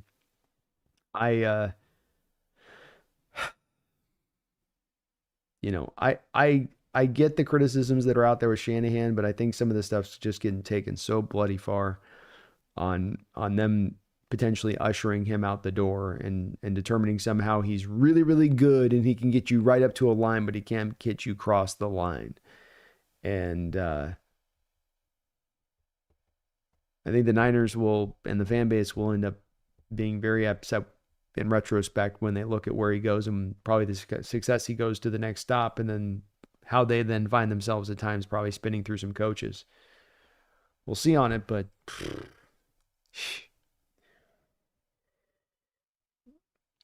you're right, Thomas. The talk is not in a good place right now. Thomas says, could you imagine Spoon with Richard, E.T., and Bam Bam? He'd fit in. I'll tell you that. And you're going to have about 37 yards passing for the football game. Dara says, just watching this game feels like kind of a Legion of Boom 2.0 kind of moment. Am I wrong for saying that? I'm always a little hesitant, Dara, when we go to Legion of the Boom comps, because I was talking to Mike about this earlier this morning on the Behind Enemy Line session. And the reason is just because I really do truly believe that defense you had in Seattle was one of probably 4 great defenses in NFL history in the modern era. And that you don't see those great defenses replicate usually. Not only do they come along very rare, but they don't even replicate usually within the same team having it happen, sort of lightning striking twice in the same place, so to speak.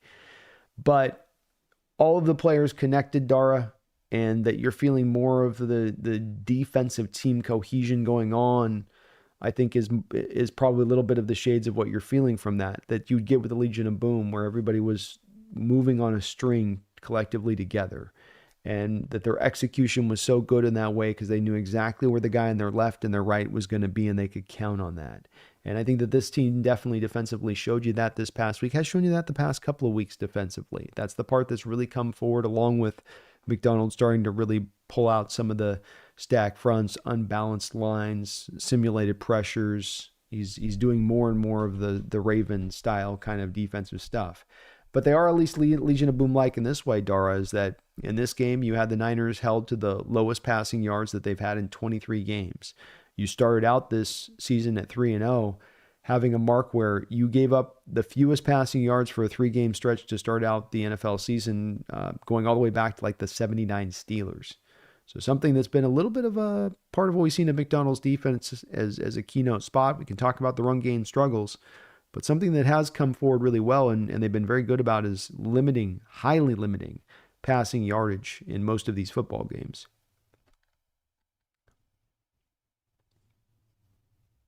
Nick says Kyler needs to be contained, that and reducing Connors and Benson's runs after contact.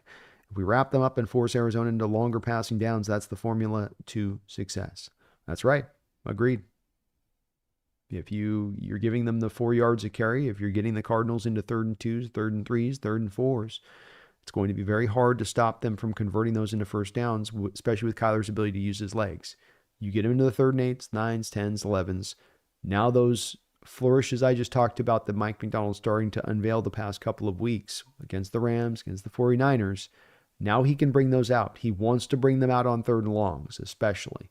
That's really the money down for him to really start doing that, and or 2nd and longs. But you're right, Nick. That means you're going to have to wrap them up instantly, not let them get that falling forward yardage, especially in the case of Connor. Man, he can he's so big, he just falls forward and it's an extra 2.5 yards. But, well said. Robbie Red said they just gave Spoon a superstar upgrade in Madden, laughing out loud. Let's go. Let's go. Horn fellas, Cardinals O-line is weak right now. Jonah Williams is still expected to miss the game potentially. They have 2 centers playing guard for them right now, Evan Brown being one of them. Cardinals also don't have a premier pass rusher or big disruptor on the D-line. I think we match up very well against them. It's well said, Horn fellas. They've got a pretty good offensive line other than that. But, to your point on that, having Evan Brown out there at left guard, if you're telling me we're playing through our year this year at left guard, that's especially having a guy like Leonard Williams going up against Evan Brown one-on-one in this game. Look out. Look out. And the Cardinals have collectively throughout the year so far played like the best offensive line in this division.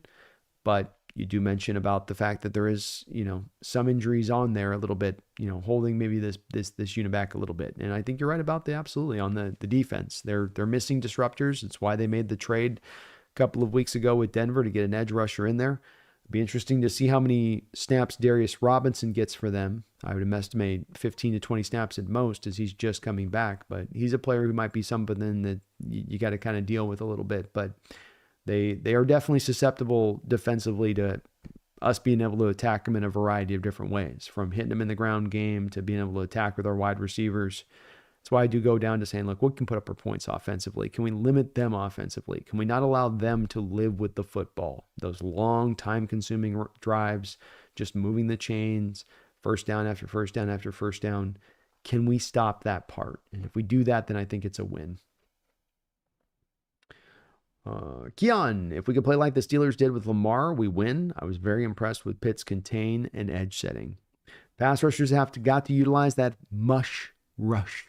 It's that rush where you come off the edge and you're almost slow playing it, but you're under control and you're just forcing the pocket down like a slowly closing fist. And it's a technique. It's different than pass rushers are normally going to utilize, but I think that there is definitely a way to work off of Mike's scheme to do it. Like his scheme definitely got those moments and times where he's not just asking his edge rushers to just go crazy on the outside. They will all work together, and naturally by the way the system flows with the front four, especially with the stack fronts in there. So probably a pretty easy adjustment for him, Keon, to be able to build that into their plan of attack. But you're right. That's one of the spots with Kyler that you got to be aware of, is not getting out of control in your pass rush lane and making sure you're not giving them that exit door to get away.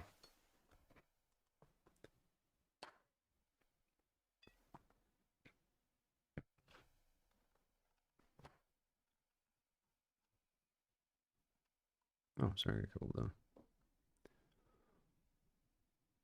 Holy Hand Grenade, thank you for the $2 donation. He asked, what's the final outcome with Derek Hall? Do we keep him?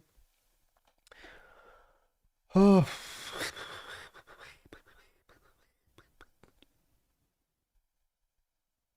Well, I mean, he's got a couple of years here, Hand Grenade. I'd say that this is a guy that I'm happy that we've still got another couple of years to make the determination about him. It's gotten very quiet with him as far as pressures and sacks go.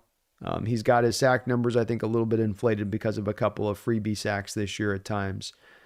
But, and I say that as saying as well as a guy that is at least come forward off of that rookie year. So he's shown improvement. And maybe it's not the improvement quite to where we'd like it to be at, but it is giving you some slow progression here, which, okay, if he can build last year to this year, can he not then build from this year to next year? Can he not continue to keep adding on here a little bit rather than thinking of him as necessarily a finished product right now in the moment? So if he can continue to build on what we're seeing from him, there's certainly a way where he can be part of that plan with Mafe as your two kind of cornerstones on the edge. I think he's going to need to get better as a run defender, though, if we're going to go down that line. He's way too big. He's way too beefy out there to not be better as a run defender. But the jury's out. Still too early. Part of me wonders a little bit, Hand Grenade, about the thought that maybe we, at some point or another, especially if Mafe is just going to sort of settle into being a very solid edge, if there's not going to be a point in time, we got to go find a real true difference-making edge out there. And I don't think Hall's that. I don't know that for sure. This is just a idea I'm sort of turning in my mind right now as we start to think about this team and how you want to build this long term and what needs to be targeted and what doesn't need to be targeted. And part of me goes, man, if we could go get a real difference maker edge type, how big that is for teams to have. Keon Lund, thank you for the $10 donation. The Cards win streak against fake good teams. When they play good teams like Green Bay, Commies, Niners, they are 1-2 with a negative 47-point difference and a 1-point win against these Niners. If we show up, we win 28-17. Woo! I love the confidence from Keon, man. Let's go, Keon. Let's go. I'm gonna take some of that confidence from you, I think. I'm going to grab a little bit of that optimism. And when I look at the Cardinal team, they've played a pretty tough schedule this year.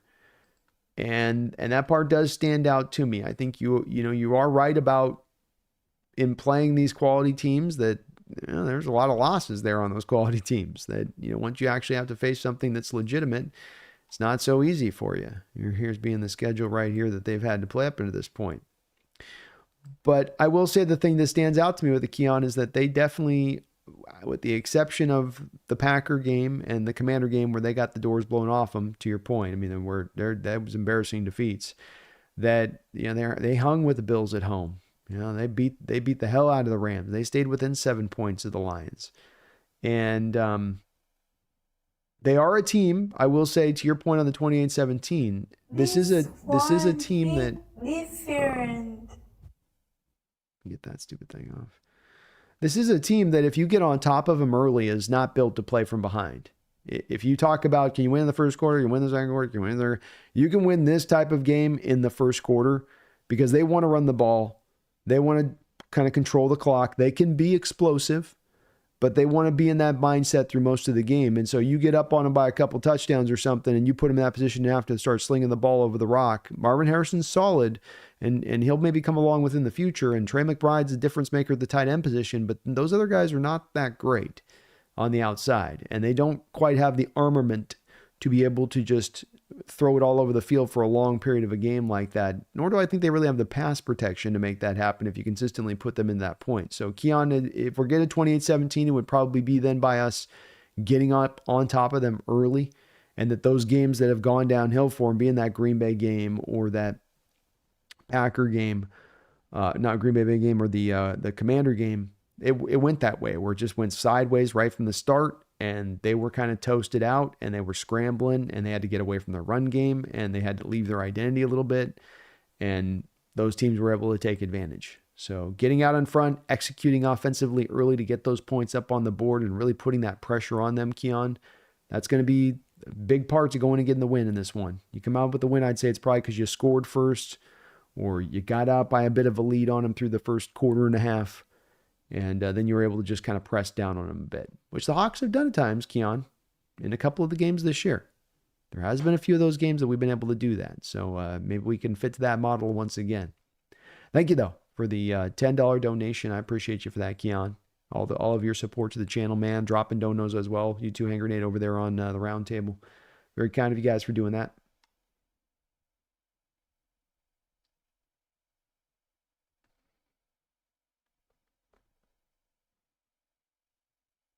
El Niños' O-linemen are the most unathletic players expected to block the most athletic players 100% perfect all the time.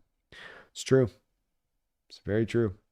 It's a hard job. One of the reasons why offensive lines got to be put up in high importance, that those guys that can move in that way, the rare ones that come along, you gotta put them, give them that high grade, that high worth, that willingness to put the resources to go get them, because it's worthwhile if you can get one. Earl says, man, 13 has instincts. He does for days.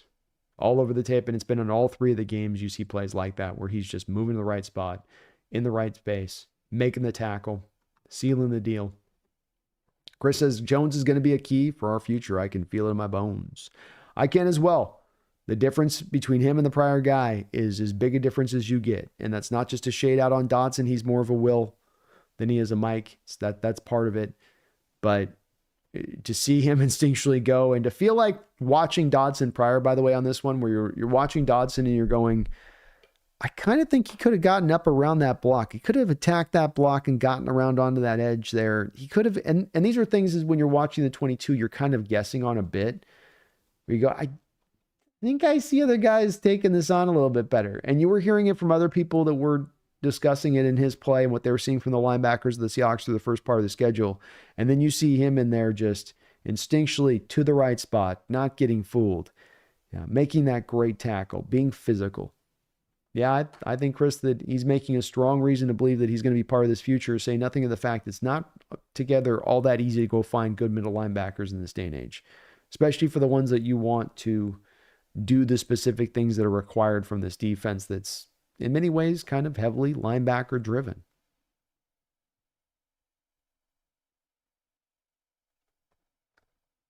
Hope you're doing okay, Jordan, with the Washington power outage there. 300,000 outages. Yeah. So many trees down.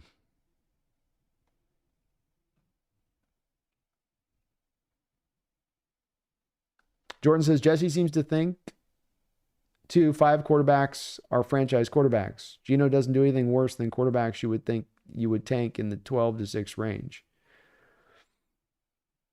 Yeah, that's pretty accurate to Jordan. I mean, I think that's the way he thinks of it. And that's where I've tried to get with him on getting around a little bit of the franchise quarterback labeling and getting stuck on that and separating ourselves from that and getting more to the, can this guy from the 6-12 range, like you put it, Jordan, can that guy get you a Super Bowl? And without you being perfect on the rest of the roster building process, because that's the second thing they'll say. Well, yeah, if you build the Pittsburgh Steelers in the late 70s or the Cowboys in the early 90s, then okay. Yes, I don't think it's got to be perfect. I don't think it's got to be a juggernaut team you build around that guy, but you have to build a very good team around him. That's going to be the requirement of that, because the guy's not one of those pure top 5 guys. But that is a pathway, that is an approach. And this is one, Jordan, we've talked about, not you and I, but within the chat here and on this channel so very much. And it's allowed us to really, I think, expansively go down the different areas of this discussion. Both, can the guy in that range go and win? What does that guy look like? How well do you have to build up the rest of the team to make that happen? And I just offer again, too, that Mahomes-Brady recency bias that kind of exists, where we're in this unique spot in NFL history where people can look at it and go, well, that's the new standard and model. You have to have a GOAT to get it done. Like, no, the GOATs are GOATs for a reason. They don't come along very often. We just happen to have 2 go back to back in this sport.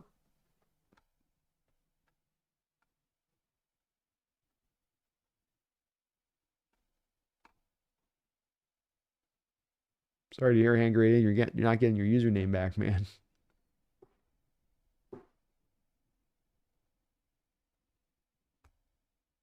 Emily Watson, for the first 3 rounds for the 2025 draft, who would you pick? Emily, are you gonna make me do a mock draft, Emily? Is that what you're gonna make me do right now? I'll mock draft right now, okay? Don't think I won't. Don't think I won't mock it all day long, all right? I will make you guys sit through my mock and you will enjoy it.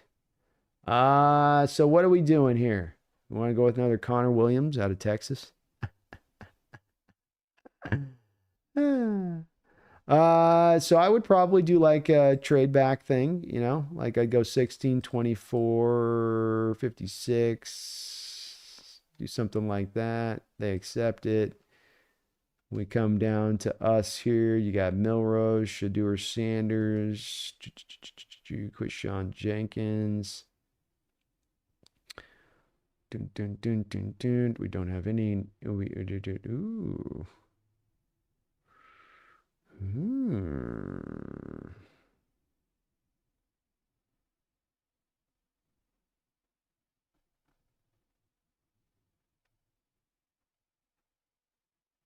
Let's look through the names real quick here. Well, Shedeur Sanders at 24 is pretty tough to pass on at that point for the potential, but boy, I don't even know if he'd want to come here. I really don't want to draft him. And Tyleik Williams is one you're looking at as a nose tackle here from Ohio State, who might be the pick here. But Barron's a playmaker with Texas. So I am definitely, Landon Jackson as a power edge. That's a little too early for me for him. Let's go with I mean, this is the first one. We don't have to get real with it, right? Let's go free up Byron Murphy here to be able to play some 3-tech. All right, Gray Zabel. No, I don't think so. Oh no, I had Dante Corleone. Can I redo it?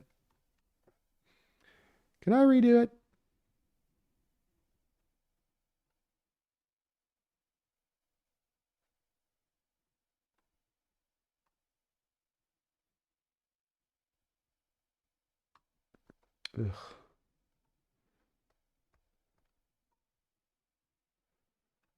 I think I like Donovan Jackson a little bit more than I like Tate Ratledge. I think Donovan's a little more of a fit.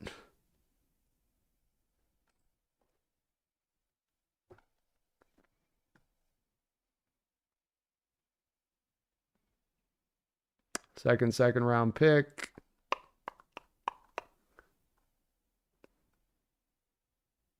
I can hear the chat right now. Drew Aller. They're saying that, or they're saying Garrett Nussmeier. I can get him in the 3rd, you guys. We can get him in the 3rd. God, I really like Dante Corleone. I would have redone this draft if I knew Dante was going to be there.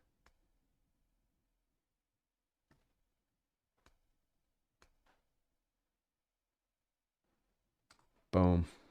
I'm going to get this offensive line fixed.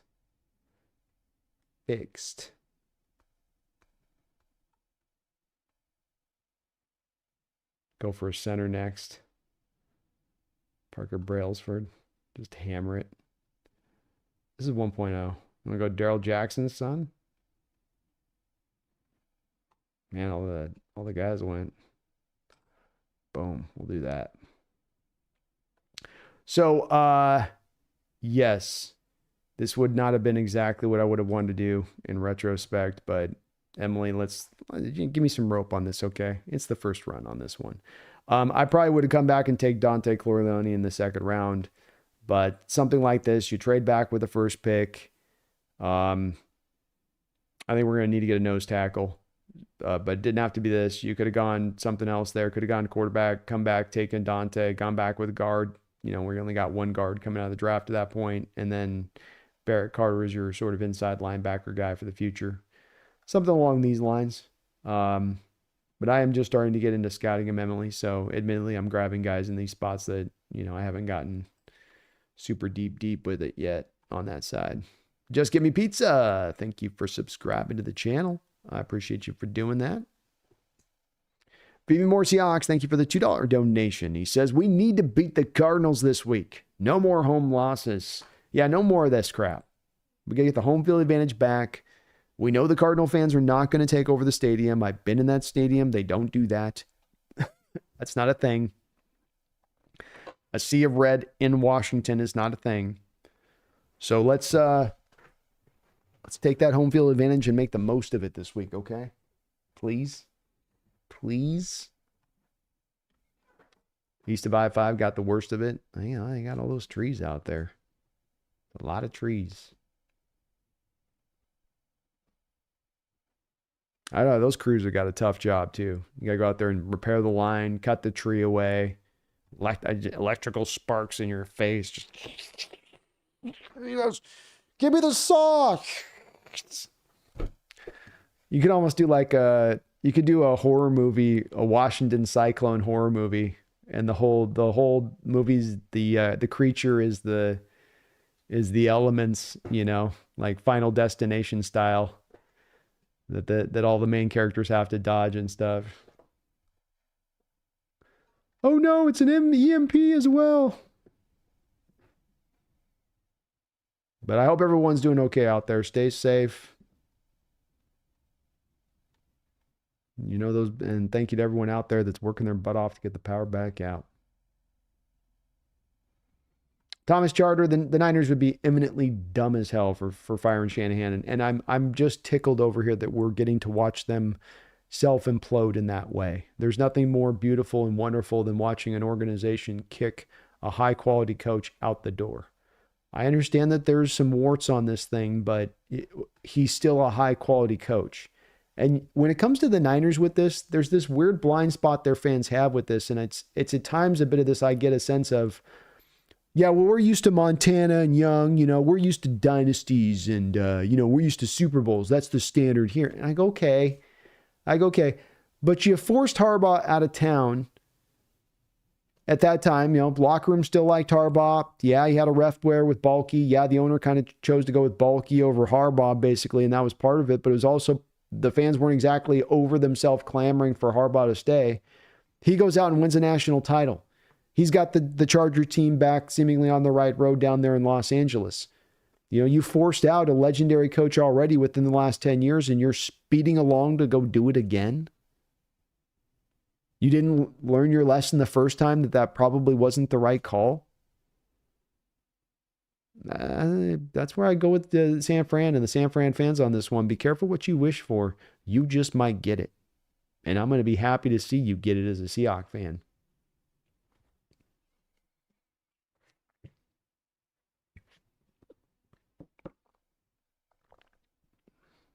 El Nino says, so what actually happened about there? I'm in Indiana, but my son is there helping for the Seahawks.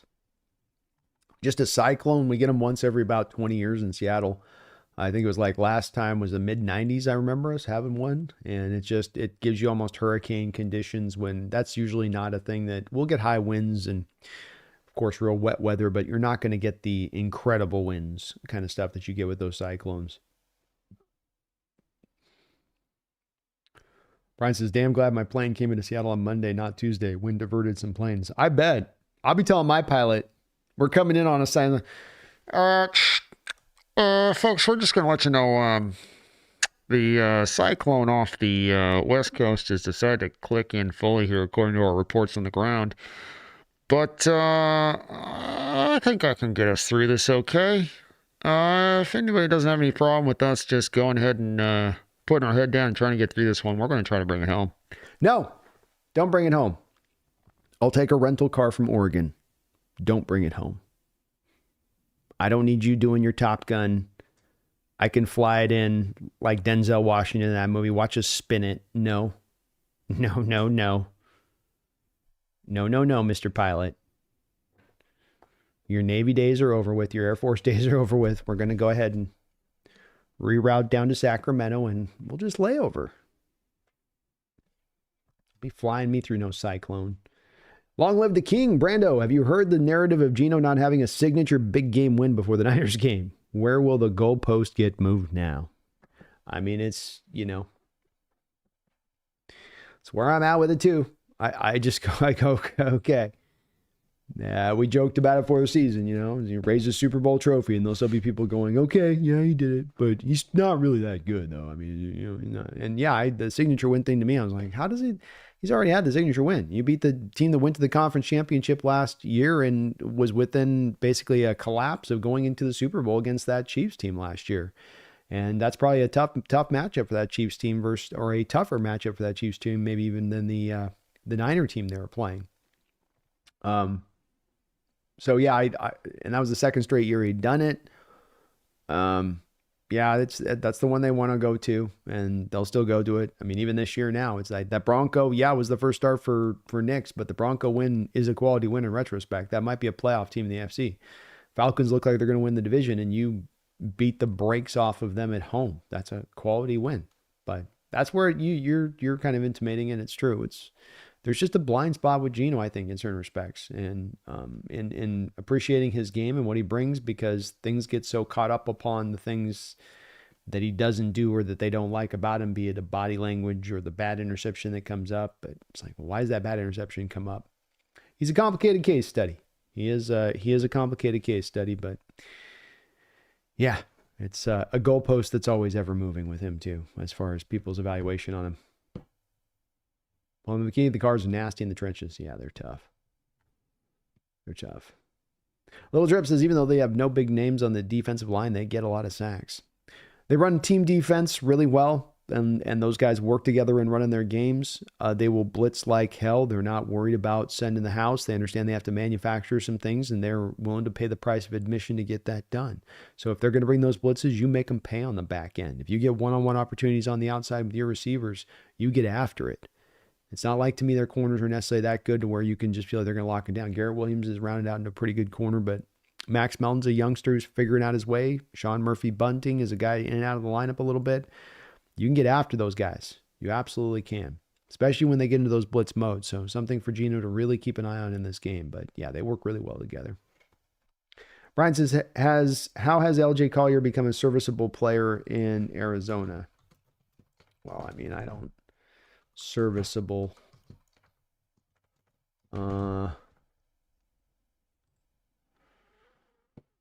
Yeah, I don't know if I'd go serviceable myself. Here's Mr. LJ Collier's grades, Brian, throughout his career here. So if we look down here from Seattle's time, 48, 59, 47, 39, 36, and he's at a 46 this year.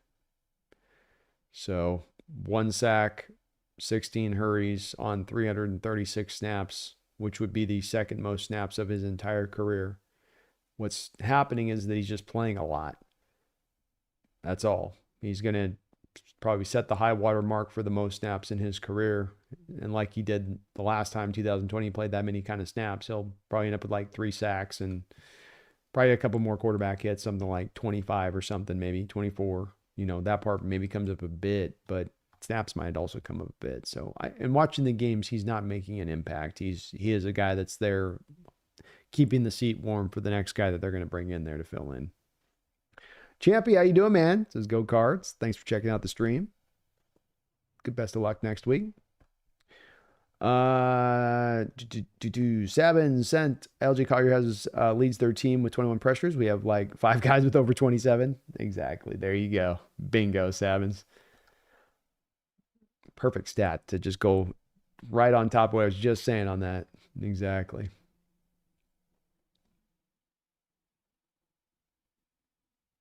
Little Drip says close game, but Hawks take it. But it's going to be a grimy game. Grimy. Long live the game. I hope we don't completely abandon the run game. You got to run.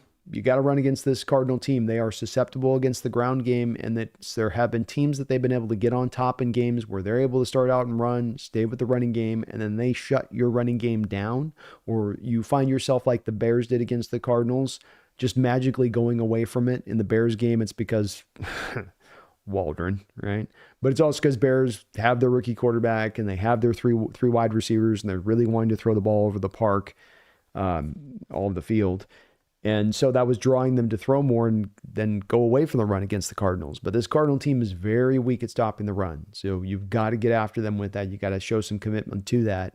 You can get after this defense all the way around, but there's definitely a lot of holes to be had against them in the ground game. The Lions game in particular against the Cardinals, they just hammered that run game and stood with it. Weedy Fuzzball, are we ever going to see K9 get a 100-yard game? You will this year at some point again. Yeah, Weedy. With Lucas out there, yes.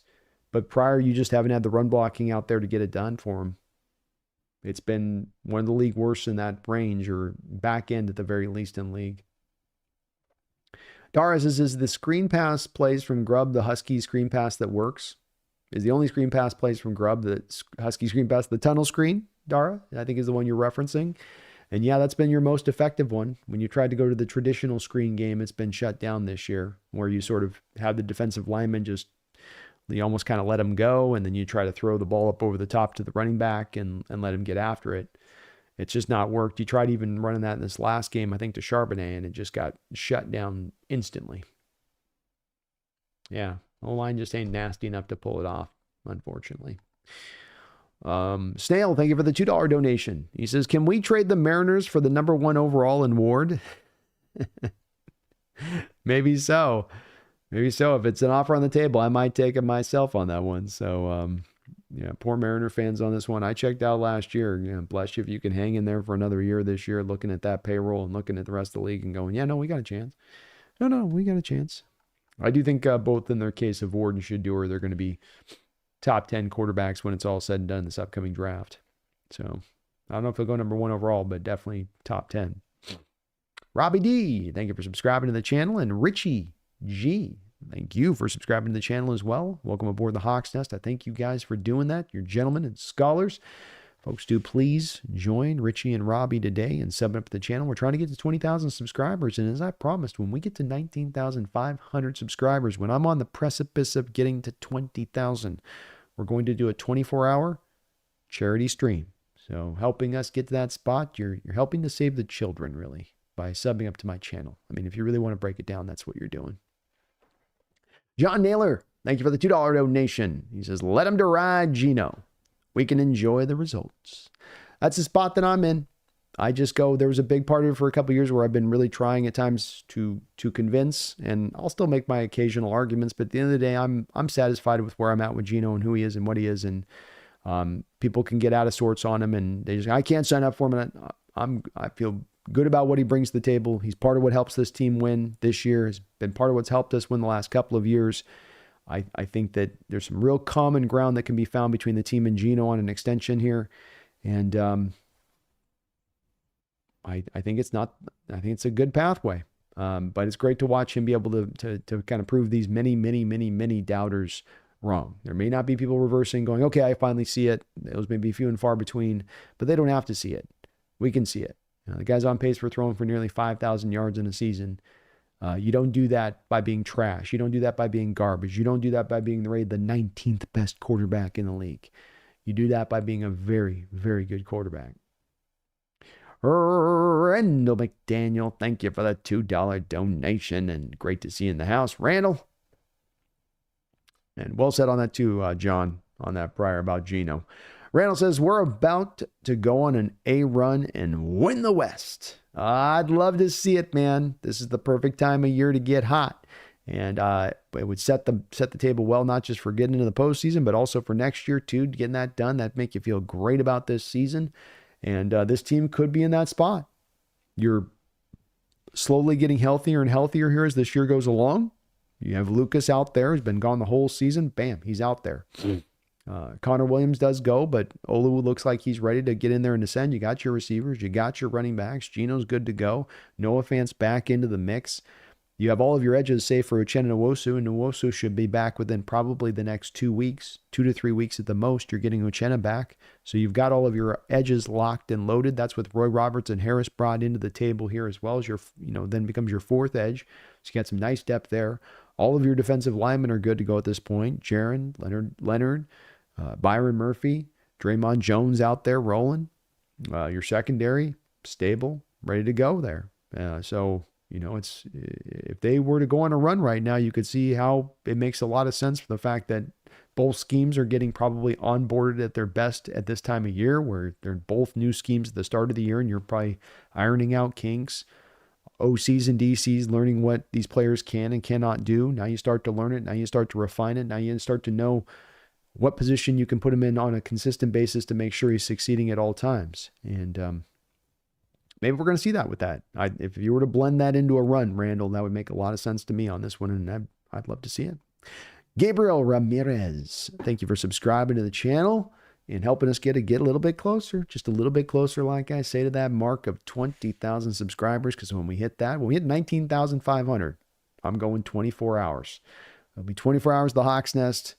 Got a few different ideas of some things we can do over that period of time on a little 24-hour charity stream thing. But thank you, Gabriel, for helping me get there a little bit closer. I really do appreciate it, as we've had some awesome growth this year. Really, really thank you to all the people that have joined up here on the channel this season, as it's been another real good one here. Real good.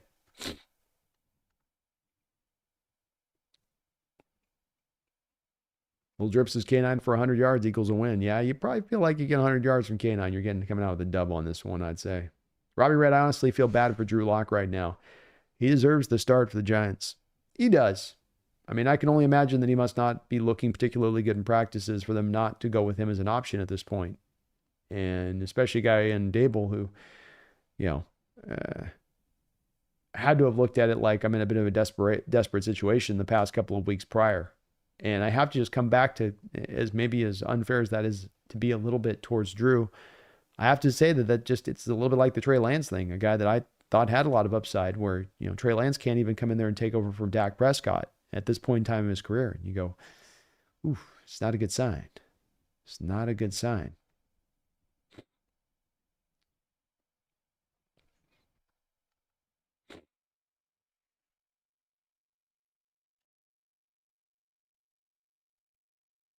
Dizzy says Cards offense ain't the best in the league. They do have some great weapons, but not the best in the league. It's true. Yeah, no, they're definitely a solid offense. It's not a great offense. It's more to me about what makes them dangerous is that they understand and embrace the philosophy of how they want to play on both sides of the ball as well as any team in the league. They're not going to step outside themselves. They're going to be creative. They're going to be aggressive. They're going to stay with the run game and not leave it just because we're in this era now where everybody wants to throw the football. And that's what makes them the toughest, is that they're not going to be any self-inflicted wounds. You're not going to find a team that's going to be heavily penalized coming into this game. They're going to play a very clean game. And that's where they get tough to me. But yeah, they're not necessarily juggernaut mode. Champy says if the Cardinals are at their best, they pound the Seahawks 35-10. Cards offense is too talented. Maybe the most talented offense in the NFL. Well, I don't know, Champy. That might be a shade much on that one. Best of luck to you guys, though, this week.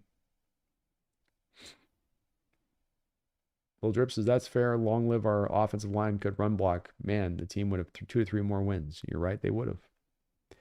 It's held you back significantly this year. Significantly.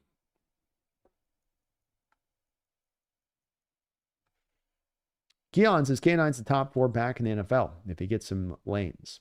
What that guy does with constant harassment is wild. Keon is one of my favorite players. To your point on that, Keon, if you want to know who is the highest graded player by the position or as far as his rank goes, so quarterback, receiver, running back, defensive backs, your Witherspoons, your Woolens, your Leonard Williams, who is the guy that's ranked the highest of anybody on our football team for their positional group by PFF? And the answer is Kenneth Walker. He is the 3rd highest rated running back by PFF this year, and that is your highest rated Seahawks player. I think that speaks to a bit of as you consider his production level, especially looking at the other guys that are rated right around him, which I think is Derrick Henry and the kid out there in the Chargers. Those guys having a butt ton of yards versus K9 that's not able to have as much. Speaks to what happens when you're able to actually start to open some holes for that guy. Consistent holds for that guy. Or else is my specific part of Seattle didn't have power edges. I got lucky. I'd rather be living on the east side, though. It's all a trade-off, Earl. That was a great living environment, but we got the power. BP, Man B coming through with a live stream to get me through this 12-hour shift. Let's go. Hey, let's go, BP. I got you. I got you. Weedy, Fuzzball 94. I don't see our defense really letting Cards score that much unless it's back and forth. If they play like they played the last 2 weeks, Weedy, that's a team that's fully capable of putting the brakes on this Cardinals offense. It's all on how do you stop that run? Can you stop that run? Keon says a lot of the best teams in the NFL have the top running back. I'd be willing to pay K9 up to $8 to $10 million if we draft or sign someone. Could very well see them signing him to a new deal, Keon, and maybe you can find kind of a middle ground road contract with Kenneth. I think something that stands out about the running backs last year was that DeAndre Swift, Saquon Barkley, we've got Tony Pollard, Josh Jacobs, all guys that got some money last year. Derrick Henry got some money last year, but these were all, I'm not going to call them economical deals, but or bargain basement deals, but they were deals that both worked for player and team. Okay, we are paying you legit money a little bit for the running back position, but we're not going hog wild free agency, hog wild like you might see for other positions. You're not going to see an equivalency of a Robert Hunt right guard $20 million a year contract given to a running back. But maybe we'll start to actually see some of these running backs getting some actual, at least legitimate pay, and that you can find that sort of middle ground place. It's very possible, Keon. And he's eligible after this season to be on that extension.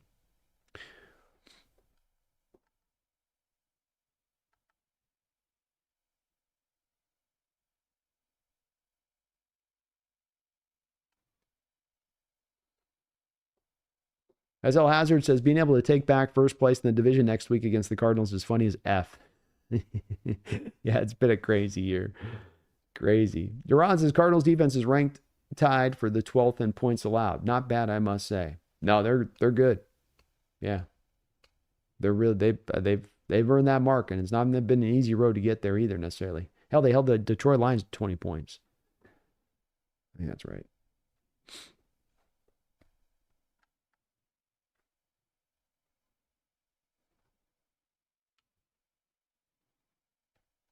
Thomas Charter says Cameron Williams from the Texas would be great for the O-line.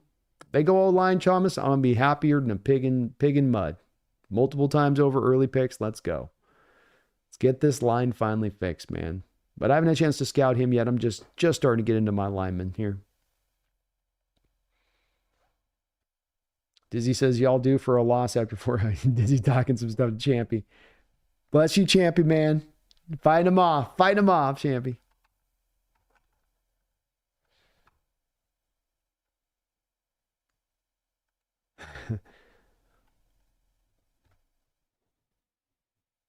James DeMoss Johnson in the draft would be great also. Let's go. Jamos. Gotta take a look at him. Just Give Me Pizza. What's your take on JSN? I've heard the debate between him and Flowers. Whose would you have long-term right now?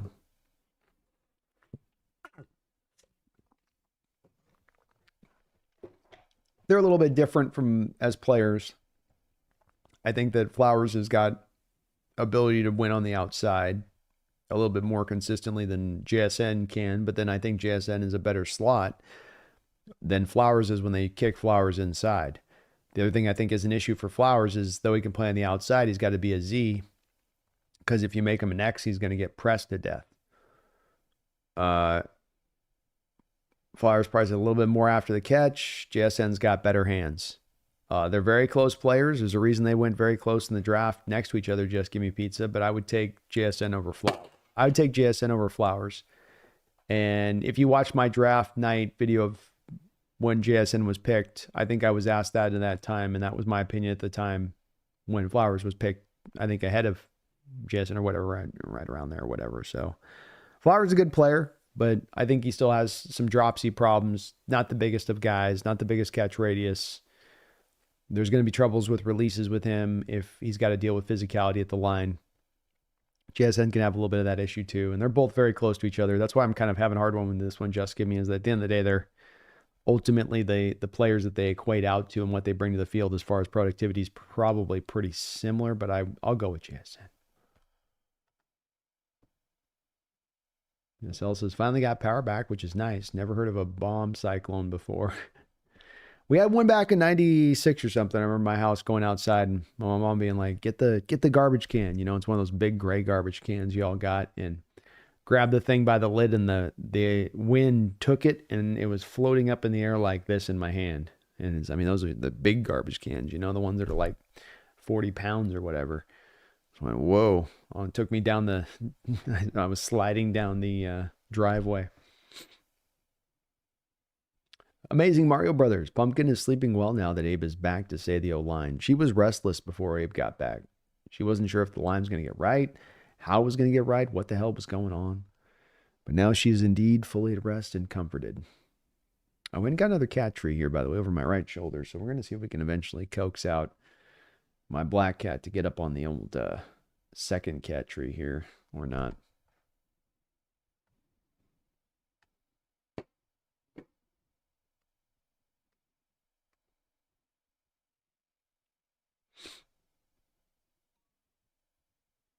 Phoebe says, if you fire Kyle, the most desired coaches probably won't get there. The Cards took a hard time finding a coach because of Kyler Murray. Most OCs probably don't want Purdy. Yeah, agreed. I don't. Who you're replacing him with? To your point on that, Phoebe. Who you bringing in? They're going to try to talk to Ben Johnson. I've wondered with that. I'm like, oh yeah, well, Ben Johnson got the choice of pick of his litter. Is this going to be the pick of his litter that he wants to go take on Brock Purdy in an aging roster? I think you're right. You get rid of Kyle, it's not going to be an attractive job. Who's the guy you're replacing him with? And I wouldn't normally say that matters. I would normally say, well, it just really just breaks down to, is the guy good enough or not at that point? But really, I would never have been getting to the point anyway of saying he's not good enough. So I wouldn't be getting to this final point anyway of saying you should be letting him go. But the fact you're letting him go and then letting him go for what? You're going to end up with a Chip Kelly kind of replacement as far as an equivalency goes?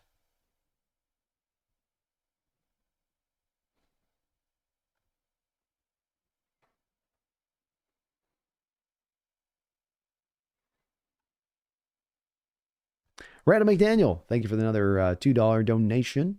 I appreciate you for that, brother. More important ad, Jones to the defense or Abe to the offense?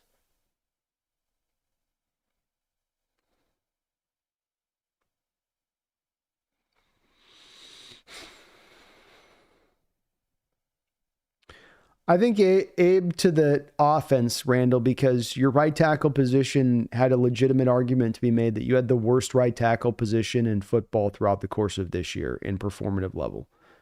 And not only the worst, but the worst by maybe a far measure. Your inside linebacker play has not been good. It's not been putrid. And that's where the right tackle position has been. Well, and Jones has been a huge addition, but Abe's taking a position that's league worst to now maybe above average. And that's a bigger addition to me on that one, Randall. Great question, though. Great question. I make big plays. Thank you for the $5 donation. If Hawks only lose to the Vikings and Packers, playoffs are all but guaranteed. Also, Brando, thanks for all the content, man. Love to watch you talk Hawks. Well, thank you for watching the channel, my friend, and thank you for the donation. Looking back to your point on this, I was doing some walkthroughs earlier on this one. I make plays about the pathway to the playoffs for the Hawks. And indeed, I do look at it like you're going to have to probably win the division, which is you're sort of inferring there a bit in your deal where, okay, you only lose the Packers and Vikings, the games outside your division. You take down the Bears, you take down the Jets, you handle your divisional games that are remaining, 2 against the Cardinals, 1 against the Rams. Yeah, you win your division at that point.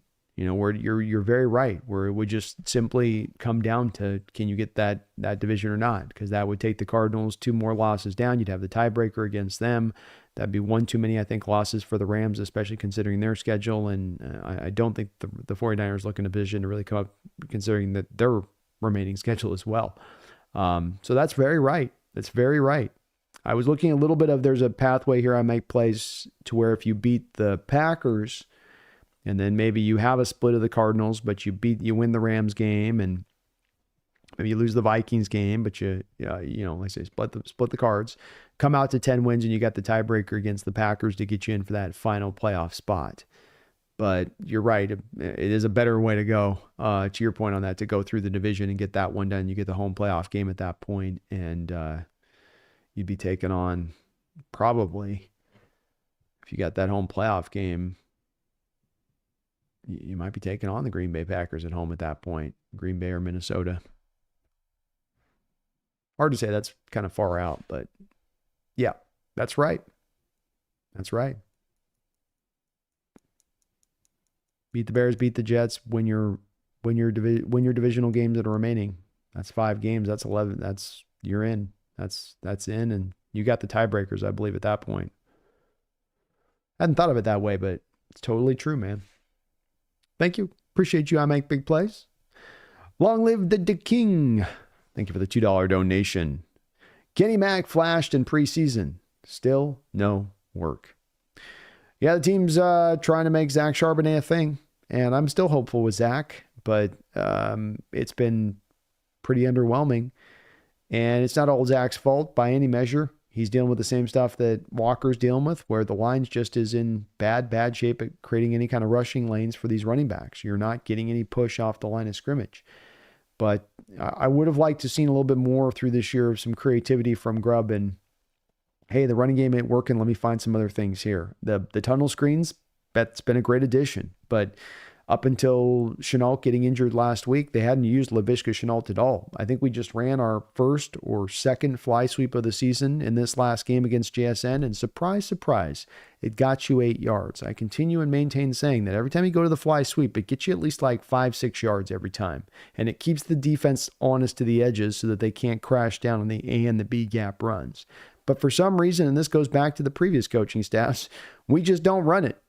We just don't run it. And to your point on Kenny McIntosh, he'd be just the type of guy to run those kind of plays if you don't have a guy like Laviska Shenault out there ready to go. But he just can't seem to get any touches from the team, and stuck on the depth chart, and you don't run it well enough, and team wants to make Zach Charbonnet go. So, we're going to have to kind of wait on this one, I suppose, unfortunately. Would like to see what he could do, though. Thank you, King. SL, they haven't fired Doug Peterson yet, but it's only a matter of time. CJ says, I know it was nothing special, but I really like the formation on Walker's touchdown versus San Francisco. That was a cool play.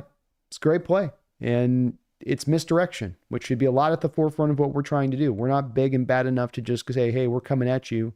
Here's where we're going, and we're coming downhill with violence. Yeah, it's great in theory to be able to be that kind of team that can say it that way. We need to be more of a team of, we're going to send your eyes this way, we're going to send your body this way, and we're going to hit you right there. That's the type of team we need to be. And that's what a little bit more of what I thought we'd be getting with Grubb at times, of having your head defensively a little bit on a swivel and spinning around at times because you just can't quite figure where things are going. You're not able to really pinpoint stuff. Your pre-snap indicators are mush. And we haven't always been that. We've been a little bit predictable too often at times this year. Just getting pizza with Jake on JSN for Flowers. So yeah, I like JSN a little bit better overall. Very close players. A little bit different players in their skill set and what they bring to the field. But I would take JSN. Save the Geese. Don't see Geno having a market outside of Seattle, so why would John have to pay him anything above $40 million a year if there's no other suitors? I'd give him a 2-year extension after this season. Yeah, I think that there's a lot of room here to find a common ground deal to be hashed out here, Save the Geese. It might take more of a 3-year kind of extension to get into more of just about $40 million per year. But I thought Geno signed a pretty good team-friendly deal last time, and I don't see any reason why he wouldn't be open to doing that once again here. As far as there being a market on there or there not being a market, it is a little bit hard to say. It does, to me, feel like it would also be impacted a little bit by how deep the draft's looking.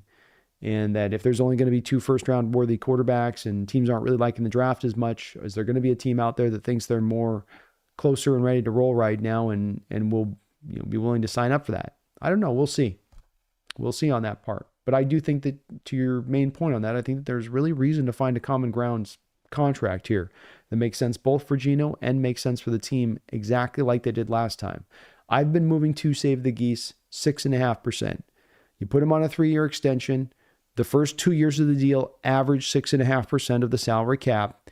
Then by year 3, you can get out from under that deal if you want to, and it's not going to be a tremendous cap hit to the books at that point. That would be, to me, what would make a lot of sense.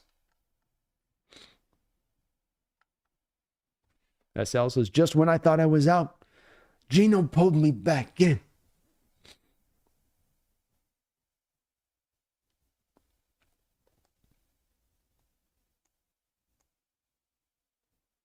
Thomas says the Giants are going for a PR stunt instead of trying to win. That would at least make them make sense with them going with this other guy. Like, really? He's got this New York in motion, you know? He does the New York thing. He's a New York guy. Drew's not a New York guy. He's a West Coast guy, you know? Donnie, how you doing, man? Hello, hello, hello. Despite the past of Star Trek: The Next Generation, Voyager production designer Stephen James. Well, R.I.P. to Stephen James. So it says you don't fire a coach like Dable. Just move on from Daniel Jones and get a quarterback first round. Yep, he got the blame game on it, and the Giants organizationally just are scuttling a little bit. They're searching for it, and they've been searching for it for many years, and they've been spinning through coaches and not showing much patience in the coaches they hire, or just kind of scrambling. I thought Dable was a good hire there, but you hire an offensive-minded head coach, and you make your determinations and your judgments about him as an owner, and specifically about whether to extend him, whether to fire him. If you don't give him a proper quarterback, I have a hard time with really holding that kind of guy's feet to the fire. It's the same kind of situation as Kevin Stefanski with the Cleveland Browns. Has he been really given a quarterback there?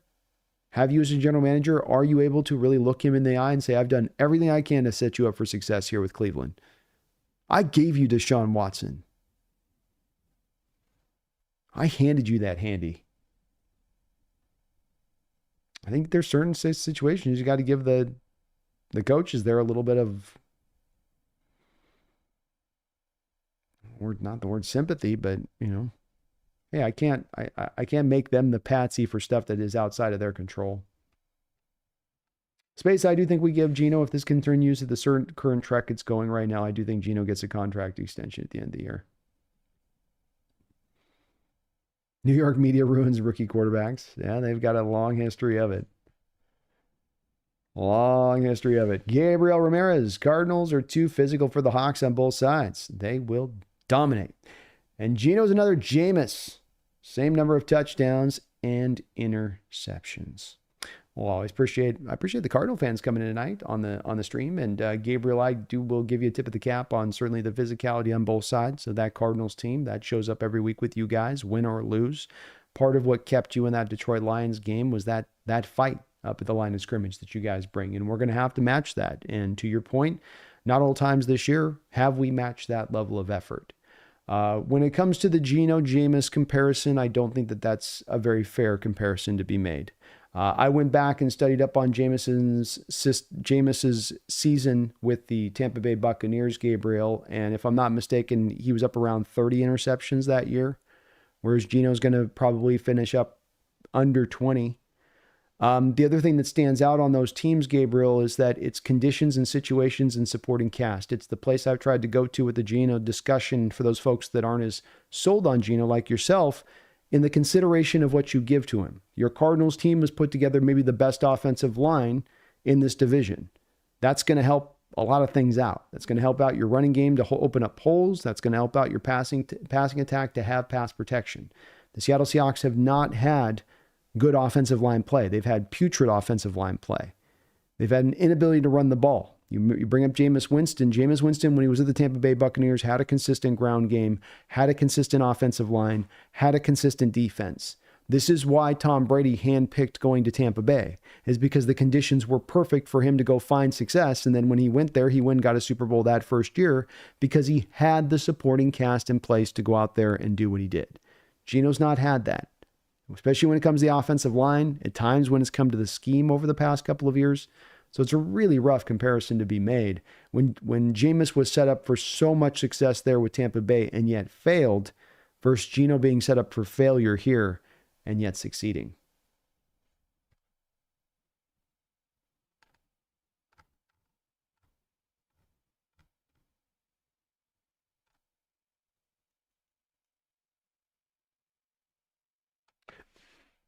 Little Drip, their tight end is nasty too. Who would you have cover Trey McBride? I'd love to see Witherspoon matched up on him.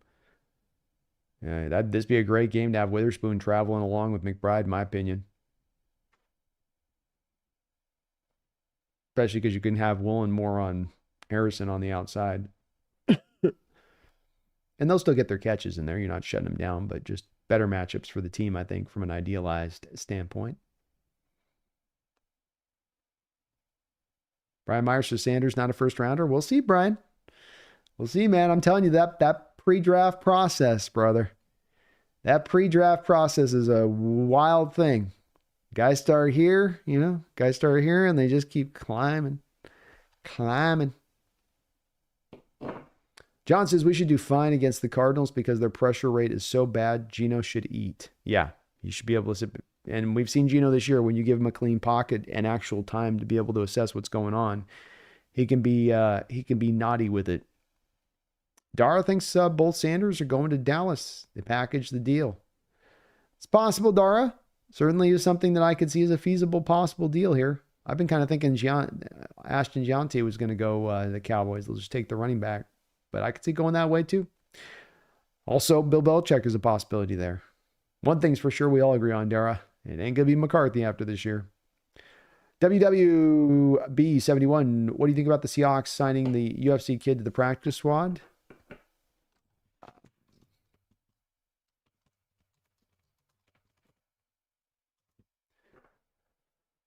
I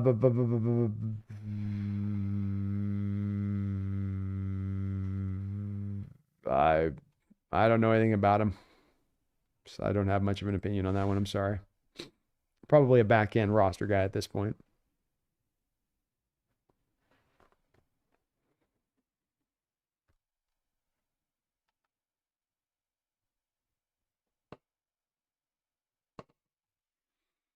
Look at how much they gave Deon Jones to space. Geno's much better than him. He is much better than him space. It's the age factors in here a little bit too, though, in addition to it.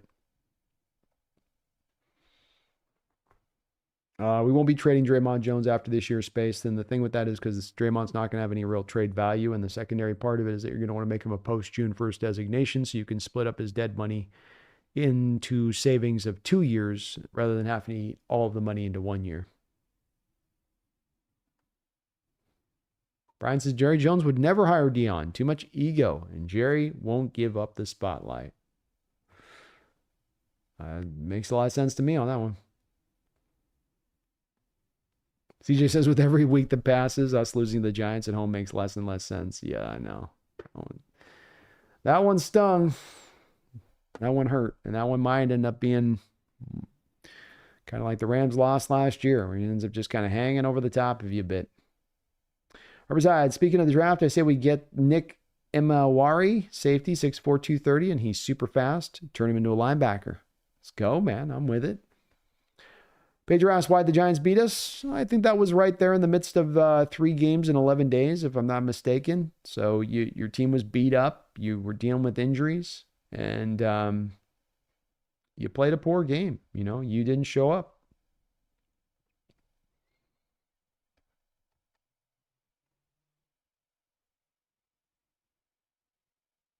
SL, I have trouble seeing Sanders doing worse than the last 2 number 1 overall picks. It's true. And desperation and scarcity makes these guys go high. As much as the talent, as much as the red flags that might be there, scarcity of talent, your legit talent, it will drive you to go high, even if there are maybe some quasi-red flags. Rob's Spoon is going to have to play out of his mind to play coverage.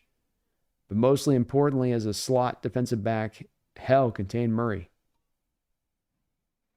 Yes, sir. Hopefully he can keep rolling what he's been doing, Robs. Just keep that momentum rolling.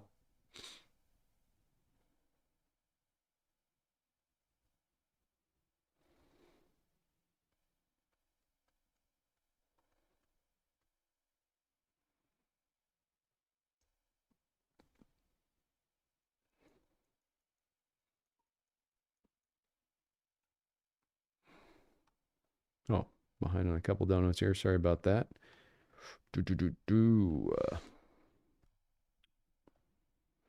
Randall McDaniel, thank you for the $2 donation. He says, what were Olu and Abe's PFF grade, run and pass overall?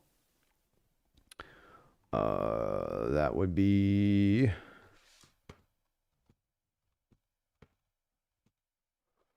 All right, here we go. You have Olu was an 80 overall, 80.8 overall grade. He was 61.8 as a pass blocker and then 86.8 as a run blocker. So better as a run blocker than pass blocker, which is unusual for Olu, who tends to be better as a pass blocker than a run blocker. And then Lucas was right below him, Randall. Lucas and Olu are 2 and 3 on the day as far as the rankings for PFF scores for your guys in this game. And Lucas was well graded all the way down the line on this one. So he 76 overall grade, 73 as a pass blocker, and then 79 as a run blocker. So just a very solid day overall by Lucas. Olu was very close to dominant as a run blocker. And pretty cool too, just from the very first snap of the game. Olu takes the first guy off the first snap, Randall, and completely pancakes him. So legitimate grades. And in the case of Olu, Randall, the interesting part with this as well, with Olu's 80.8 overall grade, is that over the last, I think, about 7 or 8 years since with PFF, the Seattle Seahawks have only had one other player who's had an 80 or over grade at the center position. That's not Austin Blythe. That's not Evan Brown. That's not Ethan Posick. You have to go all the way back to Justin Britt to find a guy up at that grade. And he did it a couple times over, but that's years and years you have to go back to find a guy that was that good there. Probably somewhat similar when it comes to the right tackle position too with Lucas's grade there, Randall. Thank you, man. John Naylor, thank you for the $5 donation.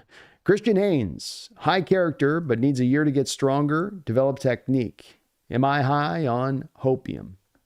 No, I think that's fair. I think there's a bit of concern there, John, where he's supposed to be a pretty pro-ready guy coming out of Connecticut with 2+ years starting, and he's supposed to kind of be a guy that should be ready to get up onto the field. But rookies not being quite up to snuff strength-wise is something that can be improved upon. It's always the athleticism, quickness, change of direction, oily hips, an ability to sink your hips if you're an offensive lineman. These are things that you're not really going to be able to do much of by the time you get to the pro level. But power and strength, you can develop that. And in the case of a guy like Oluwatimi, John, this was similar to a guy like Haynes. Oluwatimi was supposed to be pretty pro-ready. It's taken him really kind of about a full, year and a half here to get to the point where he's ready-made to go. And maybe that just might be the case there with Haynes. Part of the reason I do say at times, John, we have to take it beyond the line of minimum. We can't just look at a guy like a Haynes in the 3rd round and say, okay, well, we've taken care of right guard now with this other guy that we have who's a huge project for the position. You got to take that guy and then you got to kind of double it down a little bit to make sure that you have the true quality out there to make it go. But Haynes has got still potential to play in this league. Just give him a year. Nobody should have their story fully told 1 year into playing. There is a chance here they may look at him as a guy, John, long-term as a guy that they want to move to the center position too. We'll see if Olu can settle in there, and if Olu settles, then there's no chance of this happening. But if Olu comes to fail out at center, no Connor, nothing there long-term at the center position, and you're going, well, it's a little easier to get a right guard, and we just move Haynes into center, and then he's better at center because some of the strength issues aren't as big a deal in there. That could be also a way they pivot on this one. But it all boils down to John being just a little too early to tell for sure. Left or right on this one. Thank you, though. Justin Rockstar, thank you for the $5 donation. What's your biggest threat from Arizona? My guess would be the run game and their tight end. And how do we stop that, B-Man? Go Hawks. Great question. Fantastic question. I think that you touch on the two parts that have me most concerned at the forefront here. Seahawks had a game against a Hunter Henry a couple of weeks ago where, he was able, not a couple of weeks ago, early on in the year, where they were able to just work that tight end over and over and over again. So I'm very worried about the potential of Murray, who's a guy who will definitely work McBride quite a bit. The running game would be ultimately the biggest worry for me. The Cardinals are a very physical team. They run a lot of this gap, and you have, zone is a little bit of everybody just sort of kind of either going lateral or blocking to a spot. With the gap stuff that they run, there's a lot of pulling offensive linemen. and they send a lot of beef in one kind of line right at you, so to speak, then they've got a real physical back behind that who's hard to bring down. It makes it really tough, and they can then work off of that to then make their passing game so much more dangerous than it would just be if the run game wasn't. It's very well paired together, their run game to their passing attack. Like it's very peanut butter and jelly how they're in conjunction with each other and keeping defenses on their heels and how you defend them. But that running game is one where they stay committed to it, Justin. I go back to that Chicago game where you just saw two stylistic differences, one team understanding who they were, what they were, and they weren't going to go outside of that identity. And it reaped the rewards for them in that game, where Chicago's completely stepped out of what their identity should have been. And so the run game is where I'm not a guy that likes to go to kind of just one key on a game and really lock in on that, because so much of a football game is usually dictated by many different things. You know, how do you do on third down, both sides of the ball, turnover war, limiting big plays.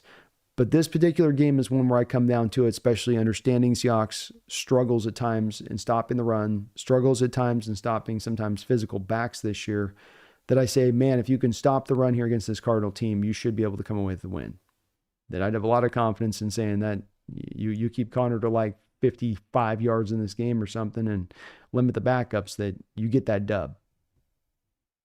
They're a very good running team, Justin, and they probably have, at least they've had, the best performing offensive line in this division up until this point. It doesn't get talked a lot about, but that's where they've been playing at.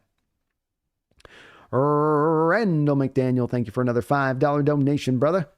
It says Abe and Olu was their PFF grade highest grade center and right tackle for a team on the year. Grade matched the eye test. Do you extend Abe in 25 if he holds up the rest of the year? That's a good question.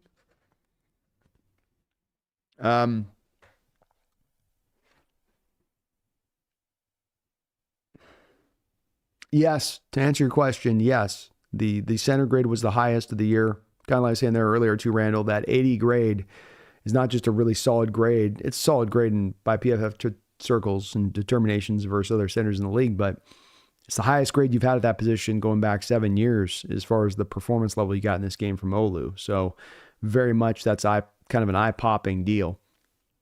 As far as the eye test goes, yeah. At Olu, you can watch the first snap of the game to understand with both of these two guys why they were graded well in this game. Olu takes his guy one-on-one and completely pancakes him. Lucas comes out and first helps out, gets a little bit of help from Bradford initially, but then he locks right in on his guy and then walks him not only across the field laterally, but sends him up the field vertically as well on the block. And they just both set the tone on that first play of the game, Randall, right from the jump. As far as extending Abe, this is really a question that's got to have my doctors talking to me if I'm the Hawks. Where's that knee at? How do guys like this who are dealing with the knee get along? Can he operate on it over a 4-year contract here? Can he play at a high level? Can he train? I need to know those kind of answers with Abe on that knee. And I say this because, Randall, we've been given so little information about what is actually going on with that knee. And even his answer this week on KJR was sort of like, not KJR, but 710 was like, well, I kind of deal with it, but I kind of don't have to deal with it. And so you're still just not getting a true answer. If you can get him on, if he is to a fairly certain degree on the health standpoint where the doctors feel a good amount of optimism, and you can come to Abe and you say, Abe, look, you can take a risk on yourself this year, your 4th year, and you go be a free agent, and you can go make a ton of money out there, making all the money as a right tackle, and boom, boom, boom. Or you can stay in-house, you can stay at home, stay close to where you played college. We'll get you on a good deal. We'll get you on a feasible deal that makes sense to, or you're getting money a little early, but we're also saving a little bit of money in the long term. Kind of, Randall, like the Julio Rodriguez deal the Mariners signed to, right? But he's not a Julio talent, but you're essentially going, okay, look, we're going to reward you a little early, but we save the money on this too. You're not getting your pushing the market top end deal kind of cash here. And if you can find that place of it with it, then I'm open to it as long as the doctors feel good about the health. But I need to have a long discussion with those doctors about the knee, about the history of that knee with other players, about how Abe will be able to deal with it, how right tackles can deal with that injury. I need those kind of answers before I can say it with certainty on that one. Long live the king. Why are so many face mask calls getting missed? I don't know. I would just say this year's been an anomaly on that one. It doesn't tend to be one that's an issue for officials to see. A lot of these missed face masks have been right out there in the open on plays where you have officials that are watching quarterbacks and specifically their head and what's going on around their head. And so there's eyes right on it. No reason that they shouldn't be catching those calls. And they're just not. But it's only been a kind of a new one this year. I haven't seen it before. And sometimes these things can just weirdly come up for a year. It would be my guess to it. I think another part of this is that the game is getting imminently more faster by the season. And you've got these 65-year-old men trying to run around and look at what's going on. And it starts to get, it's just faster and faster and faster and harder to see this stuff. They do those super slow motions where it looks, oh, it's right there. That's, man, it's just like a flash. You know, those old guys, they blink slow. So it's like, completely missed the play. Completely missed the play, man. Randall, thank you for the $2 donation. He says, explain how solid left tackle, right tackle, and center can help left guard, right guard. Well, I mean, I think it certainly is going to help you on a lot of the double team blocks you have in this system. You know, you're going to do a lot of stuff at the point of attack that needs your double team in there, and having a guy that, you know, is tenacious with it on the double team, and not to mention guys that then can slide down to the second level are just going to help make you, in the run game especially, it's just going to help make you that much more effective there, Randall. So that'd be the main place to do it. I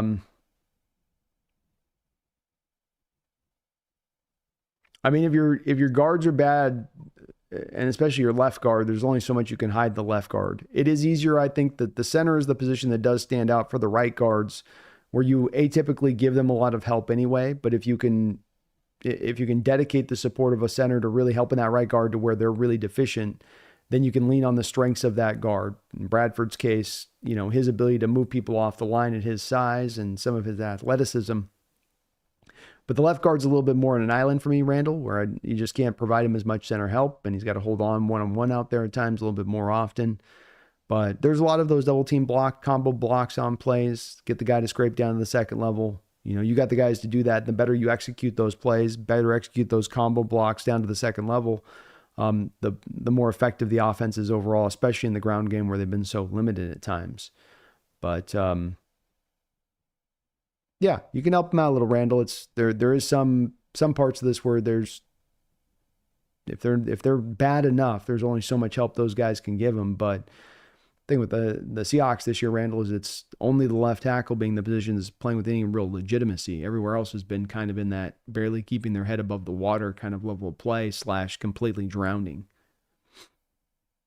Randall McDaniel, thank you for the $2 donation. Does Olu's skill set fit Grubb better than Waldron?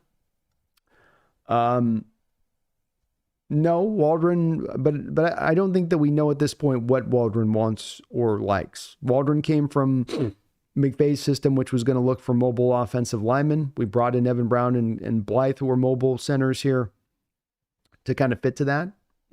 But Waldron also didn't go hog wild here with bringing in mobile offensive linemen. The Bears didn't go hog wild when they brought Waldron in to have mobile offensive linemen.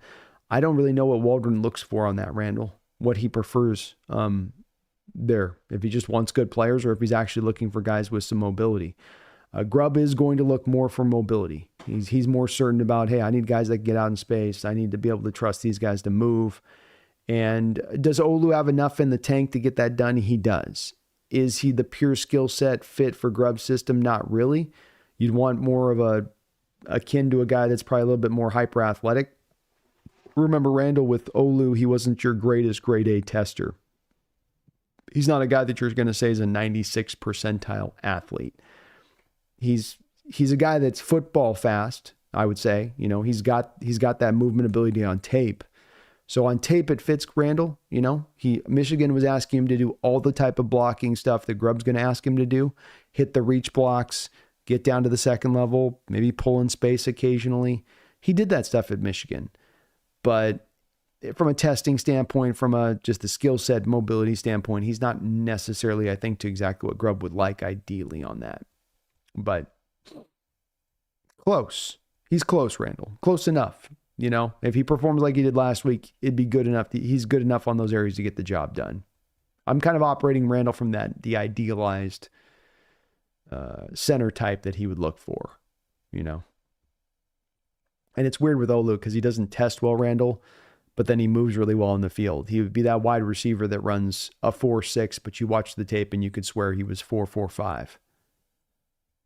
So you get a little bit less hesitant. You get a little bit less leaning on the testing numbers because you go, no, they're football fast with the pads on.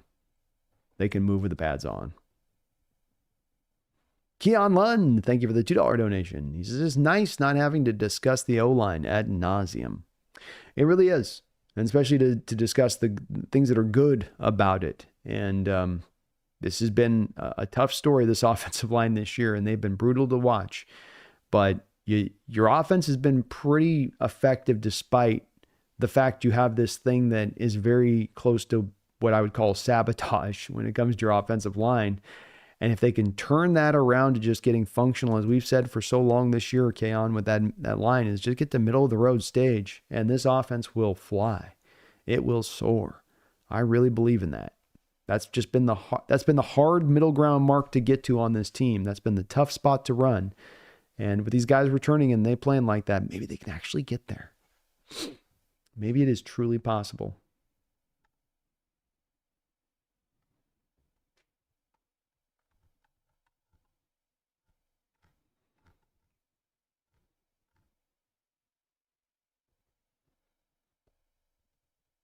I forgot to, CJ. I love that's the formation. I got sidetracked there, but the formation. You were talking about the goal line where you take the lineman misdirection and you take that offensive lineman, you send him this way. You have Walker go the other way, and you can watch on the tape even in the inside linebacker there for San Francisco, and a couple of linemen are moving towards that center out of the fullback position. A great call there by Grubb because he knew. You see that offensive lineman go to fullback. Linebackers are going to want their keys. And the key to me, if I'm a linebacker, is they're like, oh, they're going heavy. They want to take their lineman and jam him into the hole. I know how this is going to go. And you have to load up for that. So you're going to go and take the step to where the lineman's going.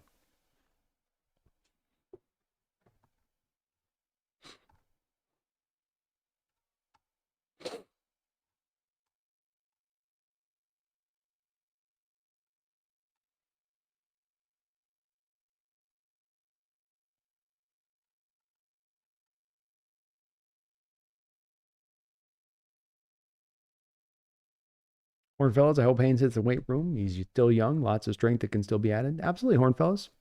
He hasn't even get to his grown man strength. What about Sato Lamea? Is he ready to play? Not ready to play. He's a developmental guy, Hornfellas.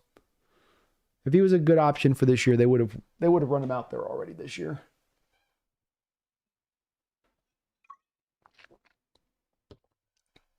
But Sato has got some potential long term.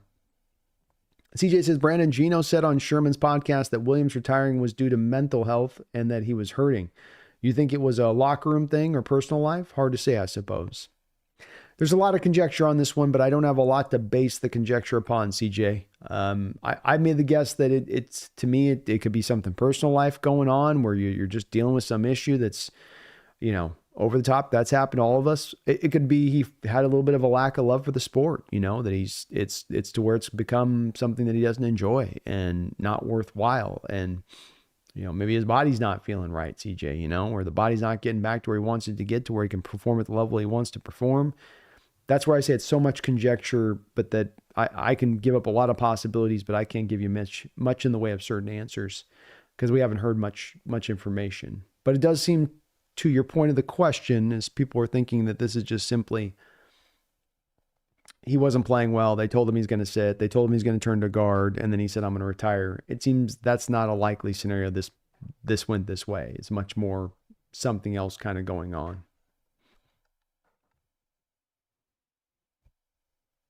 Fred Palmer, love the show. Always look forward to your thoughts and content on the Hawks. Keep killing it with respect. Well, thank you, Fred. Thank you for watching. I appreciate you for that. And very kind of you to say. I love what I get to do here, my man. Orion, another huge reason for the win on Sunday. Just 3 penalties the entire game. Hopefully that discipline continues throughout the rest of the season. Great point, Orion. DK was talking about this in his presser today about there being more of an onus from the coaching staff the last few weeks on playing cleaner brand of football, eliminating some of those penalties. And you're right, indeed, less of the self-inflicted wounds in that aspect of it. And you're taking on this Cardinal team this week. Again, to your point, this is a team that tends to come out through most of these games on the good side of the penalty battle, where they do not make the bad mistakes. You might beat them, but you're going to have to beat them straight up, man to man. They're not going to do it to themselves.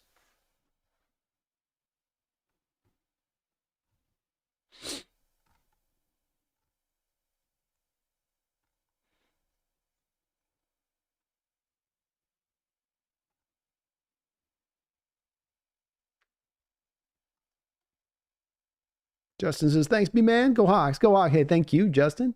Appreciate the support, brother. Go Hawks, man.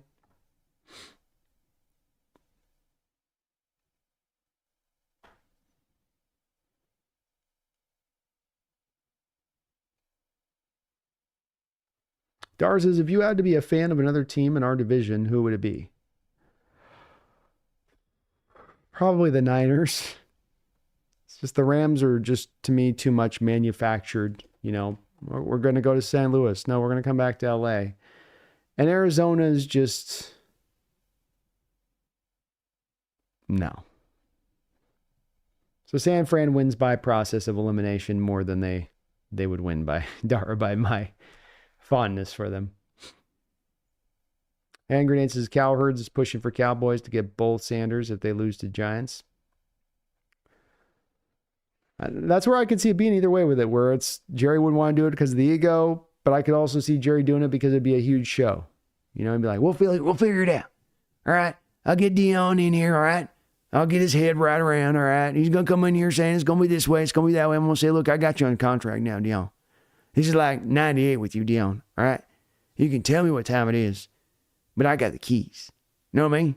I got the keys. So there's a part of me that could see him totally going that direction with Deon on the other side of it too, where he's just like, it'll be a carnival. It'll be a circus, but we don't even have to win because we got the circus. It's all about the bright lights and the freak shows. Ricardo says, I'm sorry, but the Jameis comparison's ridiculous. Yeah, I can't go for that one either myself. I can't do it.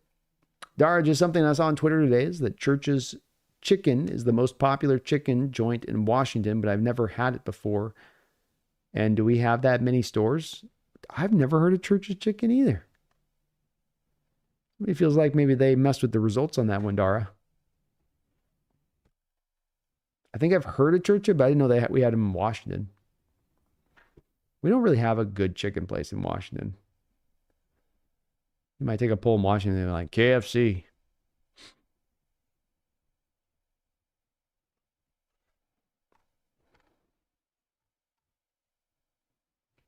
What's up, kitty?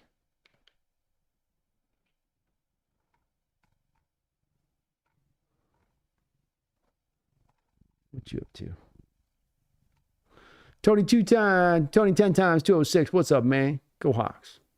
Go Hawks. Snail says, B, Gino clearly isn't Jameis. He doesn't eat crab. There we go. There we go.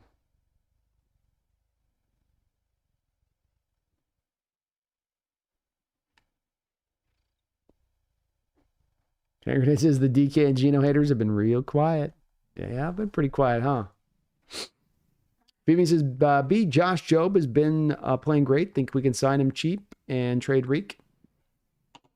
It's possible they go that direction with it. I think that there's another year of potentially rookie, or not rookie, but club control in this one, Phoebe. I'm not sure on that with Josh. But yeah, I could see there being a possibility you look and maybe bring him back. He's played really well. He's gone over that sort of 100 snap minimum requirement for corners, and he's kind of one of the better graded corners in that small sample size. Scooby Snacks, hey peeps, how is everyone doing tonight? How you doing, B? How you feeling towards this Cardinals game? Optimistic, I hope. I'm as optimistic as I've been going through once we've gotten past those first 3 games of the season at this point in time of the year. It definitely got dark there for a moment where you're losing 5 of 6 and it's a lot of embarrassing games, but things seem to be moving into the right direction. Having Abraham Lucas brought back into the fold, when you can go back and look at some of my Abraham Lucas videos and just look at the comments into the videos where there's so many in the Seahawks fandom saying he'll never play a snap again. He'll never be what he was again. He'll never be an addition back to this team again. Yet now we find ourselves in a point where it looks like, hey, he's back. He's ready to go. He's ready to be strong. So yeah, I do have optimism in my heart. The team's getting also maybe at its healthiest here as we get passing through the midway point of the year. That's also nice. So Chen and Nwosu, another reinforcement coming down the line, maybe in a couple of weeks. So I do feel pretty optimistic. I'm still in a point this year where it's kind of just watching and assessing what's going on and just hopeful in general and not expecting too much. But it would be great if you could find your way in the playoffs this year, this first year of McDonald. That'd be great. Hand Grenade says Pumpkin took the other cat tree. She did. I'm going to have a hard time getting the other one up here, I think. Yeah, because you're going to take them all. You're greedy. BB, I think with guards on the O-line, I'd rather address that in free agency and load up on the defense in the draft. Jaron Reed will be gone, and Uchenna will be out, will be cut, and Draymond probably will be released. I could see going that way. Yeah, I see it going that way probably similarly to BP, and I would agree with you. I think you're much better suited to go and sign that offensive lineman and then draft the young defense than the other way around.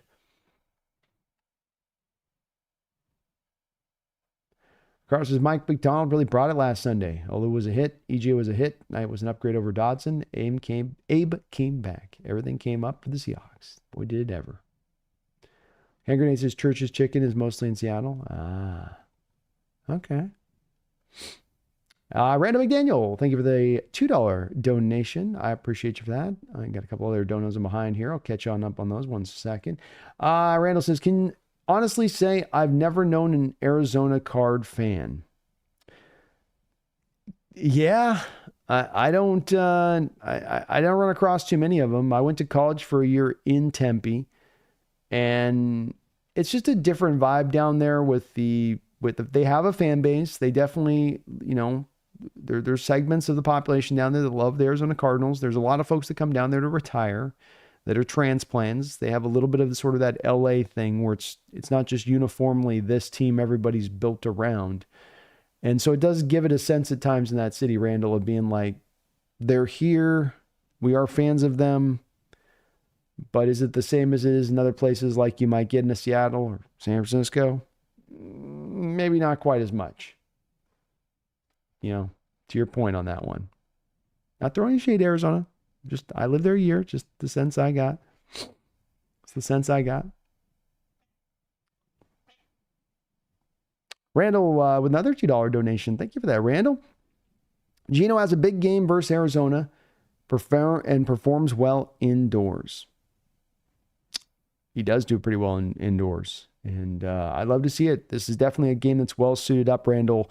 Gino's been under a lot of pressure throughout this year. And it's as bad as the offensive line's been, it's been the worst part of it has probably been in pass protection. Not probably, it has been. And that's led to Gino in a lot of these games having over, at times, 50%, over 50% as far as the pressure rate on his dropbacks. And that was included in basically this last game against the Niners in addition to that. He plays really well around it.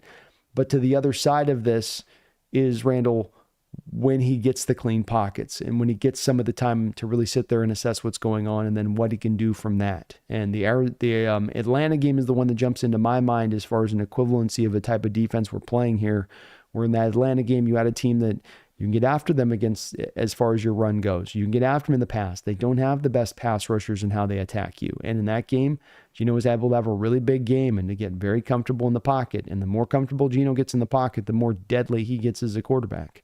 So I think it's set up very well to your point on that in this game with the Cardinals to be able to allow Gino to really have a great game, put some points up on the board, be explosive, all of that. What are you doing, Cat? You're so weird. Okay. Thank you. Thank you, kitty. Church is a Southern brand, says Johnny. Okay. I'm going to have to try that in Seattle next time I go. I was not hip to that game.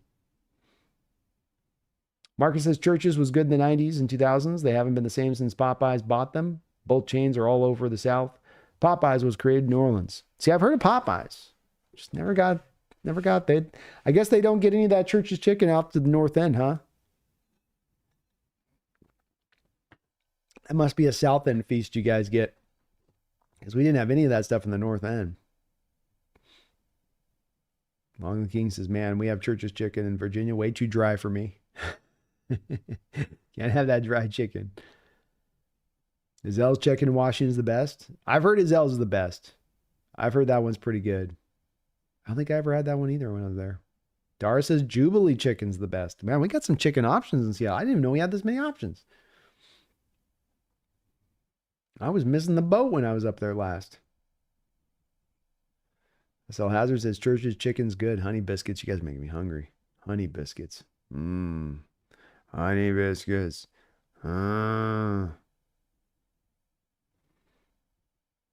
Phoebe says it feels like Mike loves Jason Myers, but just wait, B. He doesn't know the Myers experience yet. No, he's on a Dr. Jekyll Jason Myers. He looks like oh, you're a man of science and you're a kicker.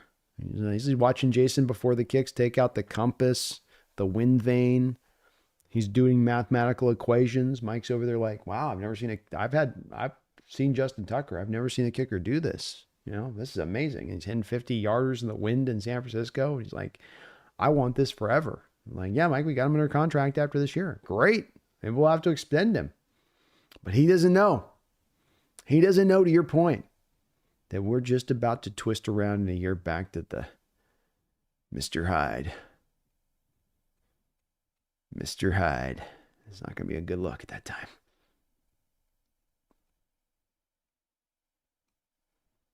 Dara, I will totally try Jubilee chicken.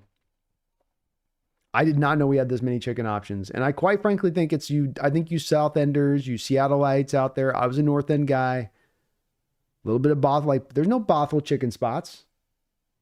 We don't have any of these fancy schmancy places you guys are referencing. There's no Church's chicken. There's no Jubilee chicken out there. Where's the Azels in Bothell area? There ain't no Azels out in Bothell. You guys got all your fancy pan stuff in the South. We Northern Enders, we're the lumberjacks, okay? We eat our chicken over the open fire, cooked by hand.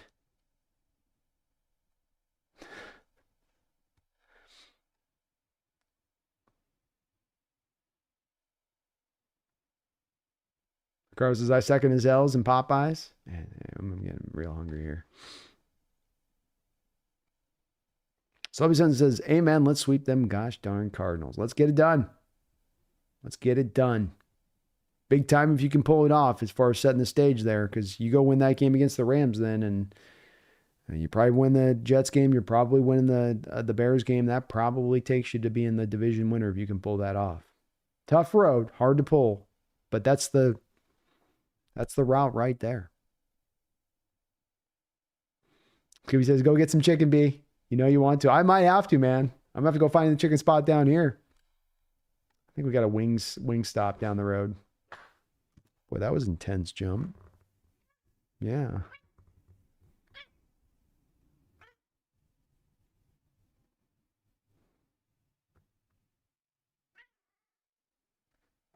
Slubby One says, where I'm from, it's nothing but Native Americans and lumberjacks. See, I'm telling you the truth, man. I was speaking, it might sound like a joke, but it's the truth. We don't get good chicken spots up in the north, I guess. We're not worthy of that stuff. You can see nobody in the chat's correcting me on it. Nobody's like, no, there's a place in Marysville. There's an Azels in Marysville. No, there's not. No, there's not. Brian, you're getting shaded on the Cane's chicken, man. The Cane's chicken is not getting the good reviews in the chat here. Hippies and cowboys, man. That too. It's lumberjacks, hippies, cowboys, Native Americans. It's the great American melting pot up in the northern corridor. CJ says, what was Charbonnet's calling card in college? I just don't see any one thing he seems to excel at. Well, I mean, he was an all-around kind of wide receiver. He's a guy that was a touchdown maker coming out of UCLA. And, a guy that I think they did a better job than we've been able to do to get into space. and let him work. He's not a create guy. He's a get him some space and he can put in that work guy. And when you're limited and really he's a reliant guy, I think, on the run blocking, and at UCLA, I think both with the way that scheme ran and the type of blocking he had in front of him, you just had more holes to work with there. Less penetration in the backfield, less requirement for him to make some magical move to get the big gain. You know, if there's a hole there, he's taking the hole and he's not only maximizing that hole, he'll get you a little bit extra beyond it. But he does need the hole. But he was a multi-dimensional back. You know, he third down back, first and second down back. He can get it out of shotgun, get it from under center, be effective in both those two places. He looked like a Matt Forte 2.0. But he does seem to me this year, and I don't know if it's just I'm wrong on this and they could show me the GPS counter. He's been running as fast as ever maybe, but he seems to me to be losing a little bit. Doesn't have quite the explosiveness this year that he had last year. And it wasn't like it was there a ton last year anyway. It still might be just a little deficient. But to my eyes on it, it looks like there's just a little bit of lack of get up and go that he needs at times that he just doesn't quite have enough of. 3 Hours says, we have a place called Fluffy's Hot Chicken over here in Jersey. Problem is it's almost 2 hours away from me. Oof. You got to be having a hankering to go 2 hours for some chicken. Scooby says, barbecue chicken done by yourself is the best in the end, and you can cook it the way you like. It's the best way to do chicken. I just wish I liked cooking more. I just want the food to already be done and there and ready. Randall, thank you for the $2 donation. He says, Azell's is Oprah's favorite chicken, so you know it's good. Yeah. Randall, you guys don't have one out in the middle of the state, do you? They got an Azell's out there in Ellensburg? No way. No way. We don't get one up in the Northern Corridor. You guys don't get one in Ellensburg. No. Thanks for the donation. Marcus is actually saying Brian's right. He says Cane's is good. The sauce makes it good. Sauce can go a long way. Good sauce can go a long way. And yeah, Slobby One Sharps was a beast in college, man. The production was pretty insane for a 2-year period. And he can still be a good back at the pro level. He just needs more of the give me some holes. Don't expect me to kind of do it on my own. That's why we've had at the same time a guy like Walker who can be like, I can do it on my own at times. BP says, I think Zach Charbonnet needs to take blocking and running drills from Max Strong this offseason. Yeah, there's going to be a pretty funny cut, BP, to your point, from the game of Charbonnet causing Abraham Lucas to give up a sack. And it's one of the weirdest plays I've seen from a player on tape this year, where he literally hip checks Abraham Lucas out of the play when he's supposed to be chip blocking. And it's kind of a strange play where you're going, what are you doing there, Zach? What are you doing? Randall, thank you for the $2 donation. He says, there was an Azell's in Shoreline off 196th.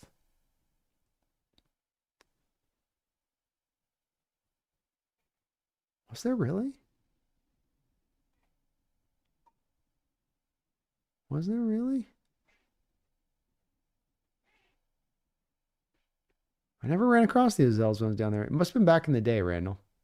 So I think they closed that one up if there was there. Or I just missed it. Hand grenades pressing back on Marcus and Brian. He says Canes is meh. It's meh. So level 1, we can make the same argument for K9. Well, K9's done a little bit better about just finding yards where they aren't necessarily there and created. He can bounce off that first tackler and find something. He can bounce it outside. Like with Charbonnet, you can have him run an A-gap run and then he's going to bounce it outside. That's nowhere near his bag. It's like if it's an A-gap, I'm going to the A-gap. I can maybe get over to the B-gap, but that's as far as I roll. But he's still a very good back, and Walker's a real difference maker at the position.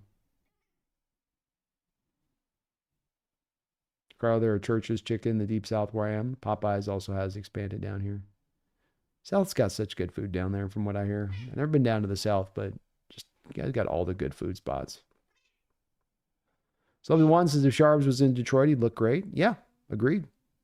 Give him that kind of line, and he's going to be able to, like I say, okay, the line opened up a 4-yard hole for you. He'll go get you 6. Okay, the line opened up a 10-yard hole. He'll go get you 15, 16 yards. But if you got a line that's allowing early penetration, I got tackled in the backfield. but still can be effective on the other side. Dara says, I had the Reaper at Dave's and I survived. You're much more braver than me, Dara. I ain't touching that Reaper thing. I'm not doing the Reaper challenge. Certainly not on stream at any one time. I know how I'd be drooling, my eyes would be watering, and be sweating profusely. Yeah, you guys are making the cat hungry. She's hearing chicken and it's making her get hungry. She's literally drooling right now into my hand. So he says, it's going to be cooked chicken that you got. Everybody's eating chicken at night in the chat. Oh. Brian says, Brandon, I'm surprised there aren't more Jubilees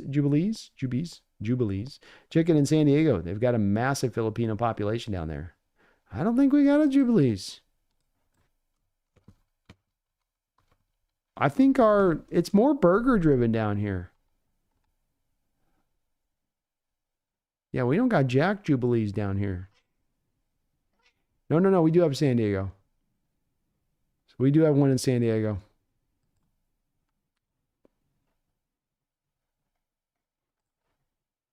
Best I've got where I'm living at here is like a Wingstop or a Chick-fil-A.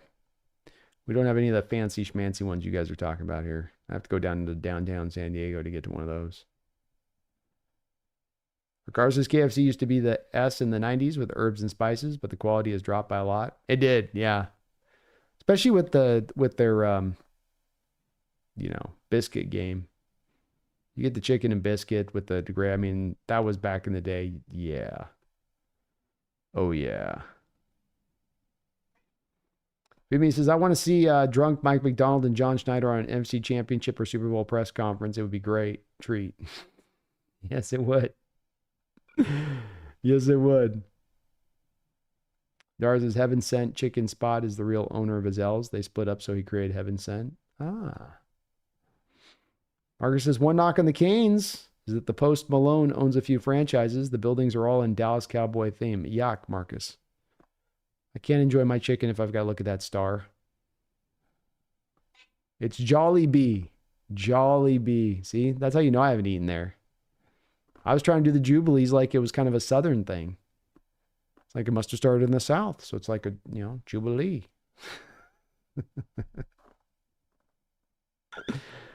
I'm not that brat. Mark says, rest in peace, Hunters. I swear I only went there for the wings. Well, I'm the king, pure hypothetical, but if we don't bring back Tyler and K9, would we have the cap space to pursue T. Higgins? Well, I mean, you're already going to be paying DK Metcalf, probably a contract extension, long live the king, and he's going to be around $30 million a year. Higgins is probably not going to make 30, but be probably between 20 and 25. And you do have another year beyond that at that point that you might have the JSN contract on route, So if you're looking at paying two receivers at any one given time, you probably look at it being a coming JSN DK, especially considering JSN and how young he is. So now I think that there'll be more of a market for T to go somewhere else. And I don't think the team wants to put that much investment back in the receiver. I think they want to offload some of the mighty resources they're putting in the receiver position and into other places. Scooby says KFC gravy's gone to S. It used to be good. Yeah, agreed. No, it's all gone downhill there, but it used to be amazing, especially for the price because it was a cheap fast food. But it was like, yeah, you have a couple beers, go to KFC, and you're gonna eat good. TJ says it's nice coming off of Victory Sunday. We can all just kick back and talk about chicken joints. No, the KFC Double Down is the greatest sandwich ever. They're the go. True. That was delicious. Slovy One says, do you think we will cut Draymond, Jones, and Nwosu and extend Geno? Yes. I think you're probably going to cut a variety of guys for this upcoming offseason to create the cap money that you want to create to get all of the other stuff done, including those extensions. And when it comes to Draymond Jones and Nwosu, those are two of the guys that sit at the forefront of creating a maximum amount of space to get off of them. So, it's kind of a no-brainer at that point with both of them. They're just not necessarily fits. I mean, Nwosu, it's a little bit of the injury versus also his cost really, really going up versus the money you can save. But those would be two of the guys at the forefront. Slow B1 throw in Tyler Lockett in addition to that, and that's a significant amount of savings just between those three guys you're able to create for the cap. And I think it is trending at this point that you're probably going to sign Geno to an extension. It's not guaranteed. Some of it depends on what Geno's going to try to push and ask for. But if I was to be a gambling man and this plays out the way that it's played out so far, I think you're more than likely going to put him on an extension. BB says, B, do you think Mike McDonald has a chance to recreate or get close to a 2000 Super Bowl defense? Well, in general terms, yes, in the respect of, he created a Triple Crown defense with the Baltimore Ravens that, was awesome last year. And it's not maybe the Legion of Boom 2013 defense, but, that's a special defense to win the Triple Crown. I don't think you're ever going to see a Legion of Boom defense in Seattle again. I don't think you're going to see a legendary defense in Seattle again. And I am playing the odds on this one, but it's my opinion that you probably have in NFL history one of those late Steeler defenses in the late 70s, the 85 Bears, the Tampa Bay Buccaneers with their cover 2 defense, right? With their Tampa Bay cover 2, with Sapp and Lynch and company there. The Baltimore Ravens, when they went and won their first Super Bowl, and all of the dogs they had on that defense and how good they were. And then you have the Legion of Boom. Those are pretty much, what would that be? Your 4 or 5 great defenses. We can debate for endless amounts of days who's the best one. But that's it in recent NFL history of about the last 60 years. So you're lucky to get one of them. Lightning's not going to strike in the same place again twice with finding another one. But can he get it up to a similar kind of level? Can he put together those kind of, grade A defenses of the modern era, capable of winning the Triple Crown of defense like his Ravens did last year? Yeah, absolutely. Probably not just to the point of full on the legendary level they once were at. Dar says KFC Korean fried chicken. There is probably some spot over there in Buff Bothell. No, they're shortchanging us. I'm realizing this today, Dara. We got shortchanged in the Northern Corridor. They've decided the North Corridor doesn't care about chicken. And I'm kind of hurt about that. Why does Tacoma appreciate chicken better than we do? Why do the Tri-Cities appreciate chicken better than we do? Marcus says, rest in peace, Hooters. I swear I only went there for the wings. That makes a little more sense the prior one when you were in there. CJ says, you think the Bobo sensation has officially died? Yeah, I do. It's not been the same player this year. I don't have a lot of reason as to why. And not that he was amazing last year, but he's not been the same guy this year. Jack, do I watch the CFL? I watched some of it. I'm open to watching it. I haven't watched it a lot in the past, but I'll catch a game here and there. BP, I think this draft is heavy on the defense, where defensive line will be in abundance. Agreed. Yeah, it's looking like that.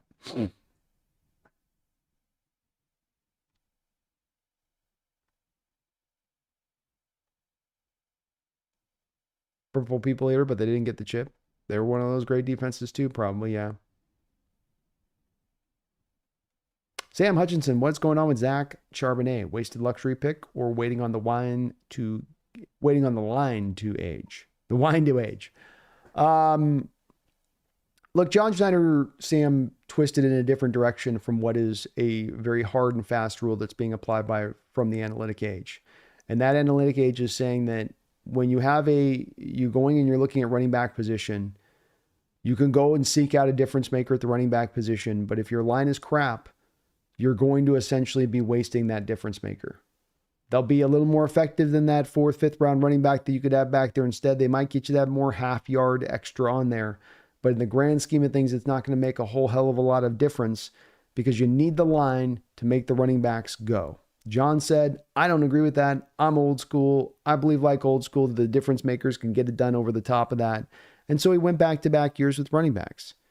But instead, what we've seen is I think the rule of thumb is hardened and proven even more true in this situation. Your general manager decided to take a left when everybody else was going right. It's not paid off.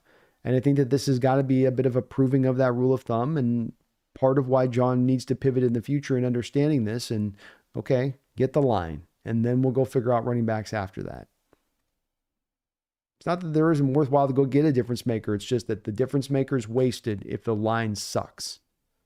And that's the case a little bit with Zach Charbonnet right now. They can't create any holes. Flag Savage says, does Grubb get another year? Sorry, you guys probably already talked about this. No, we haven't. This is the first quote time question come up. Yeah, I think he gets another year. I think Mike would look at this situation and say that with this offensive line as restricted as it is, nobody could be expected to succeed in that environment.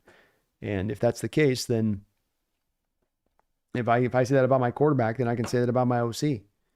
And he did what he could with what was failing. And he didn't get to draft this offensive line. He didn't get to put this offensive line together. He, by and large, inherited this offensive line. And so I think from Mike's perspective, he can stand kind of like where I stand on, where you go, well, Grubb might be bad, but because I set him up at times a bit for failure, it makes the evaluation of him hard. And if you're going to get to a point of moving on from a coordinator, you better be sure as a head coach that the guy's not the right guy, that you've hired that wrong guy. And I can't say that I've gotten there as much necessarily with Grubb. He's trying to work around limitations, just like Geno is at times. And it does depress the overall production of those guys and what they're able to do. BB, I've been thinking if we didn't destroy the Broncos in the Super Bowl, would the opinion change on that Super Bowl defense? Well, I mean, if you just won the game defensively rather than absolutely dominate them, did that put their legendary defense in this next level? I don't think so. It certainly is a hell of an exclamation point for a legendary defense to have that game as a game that you won against the number one offense of all time. But they had 4 straight years of being the number one DVOA defense in the NFL for that stretch. No team in NFL history with DVOA since DVOA started has had a 4-year run like that. So it wasn't just 1 year of dominance, but a 4-year run of dominance defensively, which would have put you into a legendary state defensively, I think, regardless. The points per games you allowed during that stretch, all that. But it did give you the exclamation point. It did give you that. And Randall, thank you for another $2 donation. Says, can Kobe Bryant be a long-term answer at safety? Yeah, I think he can, Randall. I mean, he's been proving that out the past couple of weeks. He's been consistent from the moment we put him out there this year in every single game. And he's been an improvement over what we had in Rayshawn Jenkins. Hell, he's been an improvement over what we've had there recently. If you want to talk about it being Quandary Diggs or Jamal Adams in their recent level of play. So I think he could be. You don't have to make the decision this offseason, Randall. He's another year of his rookie contract to figure out where he really lands on that. But, force him to kind of show you he can follow it up again with another season of it at that spot. But he is so flexible, outside corner, slot, safety, both safety positions. I think that's really going to appeal potentially long-term to Mike McDonald, being able to kind of move him all over the place in a variety of different roles. But he's been balling, man. He's been balling. He's taking the job and he's grabbing it with both hands and saying, I don't know, Randall, how you put Rashawn back out there to start in his place. Jack Maloney says, don't forget Western Canada is 12 territory if the round table brings it up. Hell yeah. You better believe it. It's all 12. It's all 12. Chick-fil-A is good. Yeah. Slubby one, have we targeted him once in the red zone, Bobo? I don't think so. No. He's also not been well graded out too to this Slubby one, so I wonder a little bit about how much separation he's able to create this year. But when DK went out for 2 games, he got to fill in there and have a chance to really shine or do something and just wasn't able to take advantage. Doris is the 49er defense in the 2000s, even close to the Legion of Boom defense. They were a good defense, but no, I don't think that. I don't. And look, they'll have a couple, maybe a couple they might have like 1 or 2 Hall of Famers versus us, who might end up with like 3 or 4. But no, they're just a good defense. We were legendary. We were one of those select special 5 defenses. Marcus, did you all talk about Beast Mode not making the cut for the 2025 Hall of Fame? We haven't yet. Earl Thomas did make the first cut. With Marshawn Lynch, I've been wondering for a while in this, Marcus, whether or not the fact that he wasn't a big interview guy, people don't like to hear this, but journalists are kind of bitter folks at times. And if you didn't give an interview, if you didn't let me do my job right, now I vote on Hall of Fame, whether or not you go or not, might be something that causes Beast Mode to have to wait. I'm not saying it's fair, just saying that I've long predicted this is the way that this could play out a little bit for Marshawn. He should be Hall of Famer, but might have to wait till some of those journalists pass their vote on. Randall with another $2 donation. Thank you for that, Randall. Don't run Charbonnet from shotgun. Lack of explosion. Yeah, not a good back from shotgun. Did it better at UCLA. You know, Randall, he was running a lot out of UCLA in shotgun, but yeah, just missing some of that explosiveness to be able to make that work out of shotgun. So probably better to do some more under center stuff. Agreed. I'd like to see more under center stuff, Randall, and just in general.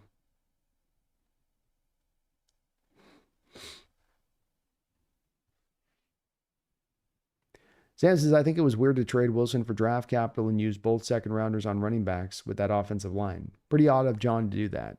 Agreed, Sam. Very strange in retrospect. And John's got a little bit of a blind spot to the offensive line that needs to change course here. Okay, Keon says, considering the O-line struggle, I am pretty impressed with Grubb. They've had flashes of brilliant offense all first year in the system with a rookie OC and head coach. This feels like 2011 maybe? Yeah, I like that, Keon. I do. And I think he has shown some flourishes and flashes. He's shown some of the creativity from Washington. And I think he's been impeded at times in all that he could kind of get done because of the nature of that offensive line and how it's holding back the effectiveness of not just the offense, but the team as a whole at times. Yeah, I'm encouraged by what I see from him.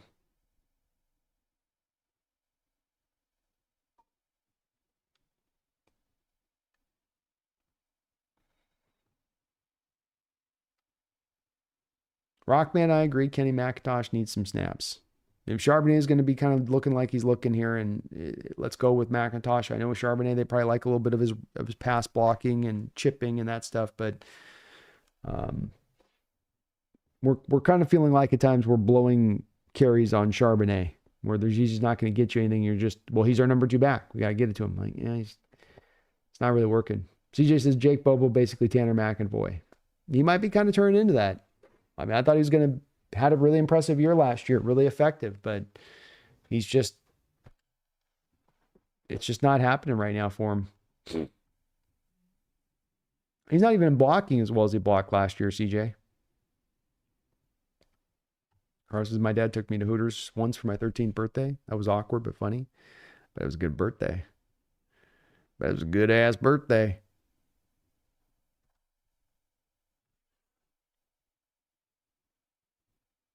Brian says, you made a good point. Really difficult to respect play action if you're going to be lined up in the gun every play. Yeah, that's Randall as much everything on that one. And yeah, that's where they've been at it too often at times. Some of this is going to be Grubb's spread offense and that he wants to live in that a little bit from a spread structure. But you also got to lean into what you do well. And if your running game's having a hard time, that is the one issue I've maybe had with Grubb is that the run game will have issues and he doesn't always get creative around the issues of that run game. He gets a bit stuck in the mud on that, and then it becomes pass happy, and it becomes very limited in your adjustment scope of how you deal with that. And utilization of the fly sweeps, for instance, would be a way to counter that. Some more under center stuff would be a way to counter that. But those haven't been as much an adjustment he's brought to play. Phoebe says, how does big O-line touchdowns not appeal to John? I'd be like, come on, let's get some big men. Everybody loves big men touchdowns. Dara says, is Ichiro going to be a unanimous Hall of Famer, or are they going to do him like Griffey? There's only one guy that did Griffey bad. Yeah, that's for sure. It just takes one. And I don't know, it probably won't be unanimous. There'll probably be one guy that's a jerk off. There's always one, Dara, there's always one. I don't think I used to play the whole career. He was in Japan. Part of his career was yeah. Hand grenade B, does our D-line stack up against their O-line? Sorry if I spam. Yeah, you stack up well, but it is one of the better offensive lines. Like I said, it's performed as good as any offensive line in this division this year. So they've got the measures to go against you. But you've got, for instance, Evan Brown starting at left guard for the Cardinals. Evan Brown was a guy that didn't play well for us at center. He is more of a center than he is a guard. He's played well for them this year. But that's certainly a place that I look at and I go, Leonard Williams against Evan Brown at guard. I kind of like Leonard Williams there. Byron Murphy against Evan Brown at left guard. I like Byron Murphy there. So I think there's some places you can attack them on that line even, but it's been strong. It's performed well. It's going to open up holes in the run game. Keon says, Marshawn's 6-year run was an all-time great. Wish his stats showed more of who he was. Marshawn is an historically great runner. People will be talking about him for 50 years. Yeah, agreed. I've called him this generation's Earl Campbell, Keon, to try to give a comparison here, because Earl Campbell had his career cut a little short. Big physical back like Marshawn, run a bunch of people over. Kind of cut his career a little bit short because of how physical a runner he was. But he got into the Hall of Fame because people recognized his greatness, recognized his impact on the sport. And as you say with Marshawn, he's a guy that there'll be plenty of guys ahead of him with more yards, maybe on the list all time when it's all said and done. But his impact on the sport, how much he was respected, how much he's talked about, that's where I think you've got to put him into the Hall. But I do think that the journalists are going to be dickbags about this, and they're going to probably force him to wait a little bit of time. SL Hazard, Seahawks beat the Cards once. Jets and Rams were 100% making the playoffs. 100%.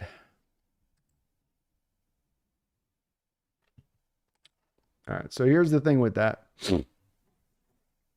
If you beat the Jets, that's another out-of-conference win, which is fine, but your conference record's not particularly good. And so if you end up with a place here on this SL where, let's say, we get the one win against the Cardinals, they get the one win against us, and the Cardinals and Seahawks end up with the final record, I would say that their conference record with us going then, with the Jets game, and then probably let me add the Bears in there too, they may have a better conference record than you at that point, even by just a single game. And that would allow them to win out on that.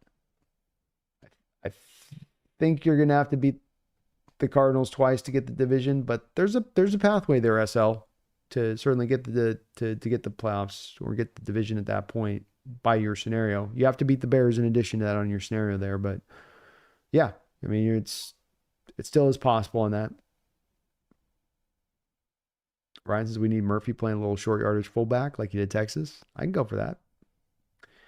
BP says, does Tyler Lockett return if we do? Does Tyler Lockett return if we do not?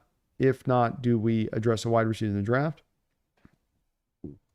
Or go cheap in free agency with the emergence of JSN? I think you're probably going with the cheap wide receiver in the draft, BP. I do think Tyler Lockett's not going to return to save the money on that deal, and I think he's kind of at the end of the line. I think that you also, this is a little bit in conjunction with the T. Higgins question a few moments ago, where you're going to pay DK Metcalf a big amount of money. If you go out there and sign a big free agent contract, how does that then impact the future of what you intend to do with JSN? Where I think the likely future on this one is DK gets paid big money, JSN gets paid big money, and then you're working kind of a youngster in around those guys, or working a couple of different receivers in around those guys. So I would say probably the draft, probably like a third round kind of receiver you're going to look for at that point. But I don't see Lockett returning. Hand Grenade B, do we go after Earl? No, I don't think Earl's coming back to the NFL at this age. He's been out of the game for too long. I don't think anybody's going to be bringing him back in at this point. BB, is it call-in show or Thursday NFL game? The game looks butt cheeks. We could maybe do a call-in show. It's probably a little short. I told the people last time I do a call-in show, I'd give them more advanced warning. So we'll probably do the call-in show next Saturday. We'll probably, not this Saturday coming up, but the Saturday after. Somebody was asking for me to give some good heads up on that one so they can prepare and be ready to go on that. So not this Saturday, next Saturday, but probably the call-in show. We'll do the Thursday game. And Brian, I saw Jamison Williams do the Marshawn Lynch nut grab move as he went in the end zone last week. It was pretty cool. Will Hendrickson, thanks for doing this tonight. Rough day for me. like we all have at times. Watching this is awesome. Go Hawks. Well, thank you, Will. I really appreciate you watching. I hope I'm able to do that for others at times on that. It's something I love doing when I'm listening to the podcast in the background. Good, tough days sometimes helps you get through. And it sounds like many of you guys have had a hell of a day out there in the Pacific Northwest with the weather and the power outages and whatnot. But hang in there, my guy. And thank you for watching and checking out the channel. I appreciate that. Keon says, man, when Tyler goes, that's going to be sad. Last of the Legion of Boomish era Seahawks. Best wide receiver for the Hawks this century. Very true. Very true. Though DK might be overtaking that here at some point soon too, Keon. But it will be a sad day. He's had a hell of a career here. He's been so very productive and effective as a player. Very, very good player. Be tough. It will. Darcy says, Tyler Lockett, second player in franchise history with 13,000 combined yards. He has to be in the Ring of Honor and retire a Hawk. Amen. No doubt about it. He will be in the Ring of Honor. And it would be cool to see him retire as a Hawk where he plays for no other team. I have to think he's got to be looking at it like Father Time's kind of weighing in a little bit here. Still find some moments in games where he can find some effectiveness, but this certainly has some of the earmarks of being kind of a final swan song kind of run here for Tyler, in my opinion. Sorry, my nose is going a little nuts here. I hand grenade, it'd be funny if Mike is able to sweep the Niners and Rams, but not the Cards.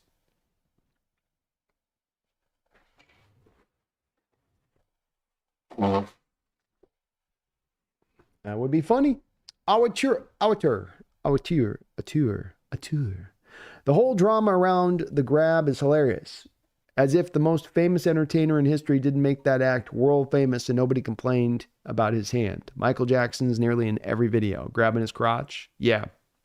Yeah, the NFL's funny about their stuff that they get. It's like the Key and Peele sketch too with the whole 3 pumps. You know, 2 pumps don't get you the flag. The 3rd pump does.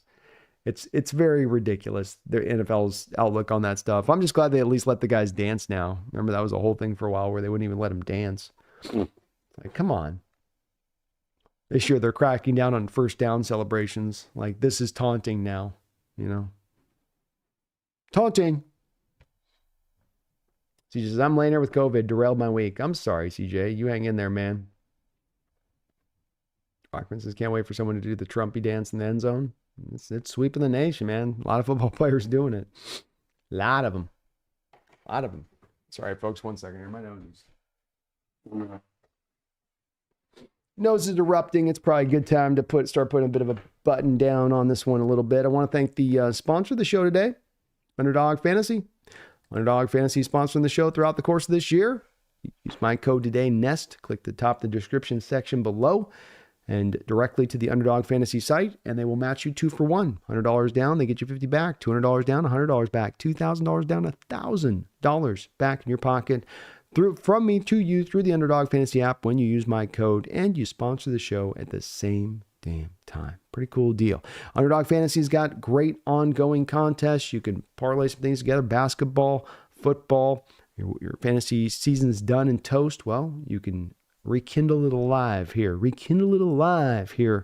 Every single week anew. Go head to head, not against the house. Go head to head with another player out there. See if you can go take their money. Go win the day. Play fantasy today. Play Underdog Fantasy today. Your boy, by the way, out there in fantasy, rolling pretty good. I'm like our Hawks, man. I've been mirroring our Hawks in my fantasy season. I've been right there. You know what I mean? I've been right there. I've been just sort of dancing around the peripheral, ready to just lock in that home stretch, that pole position where you just right down that home stretch. You go, okay, here we go. So you guys can see here. Look at your guy. Look at Big Dixon energy there. Big Dixon energy making it happen at 6-5. I'm knocking on the door, baby. I'm knocking on the door. I'm ready to break through. This is going to be my year in fantasy. The year I'm going to prove my expertise.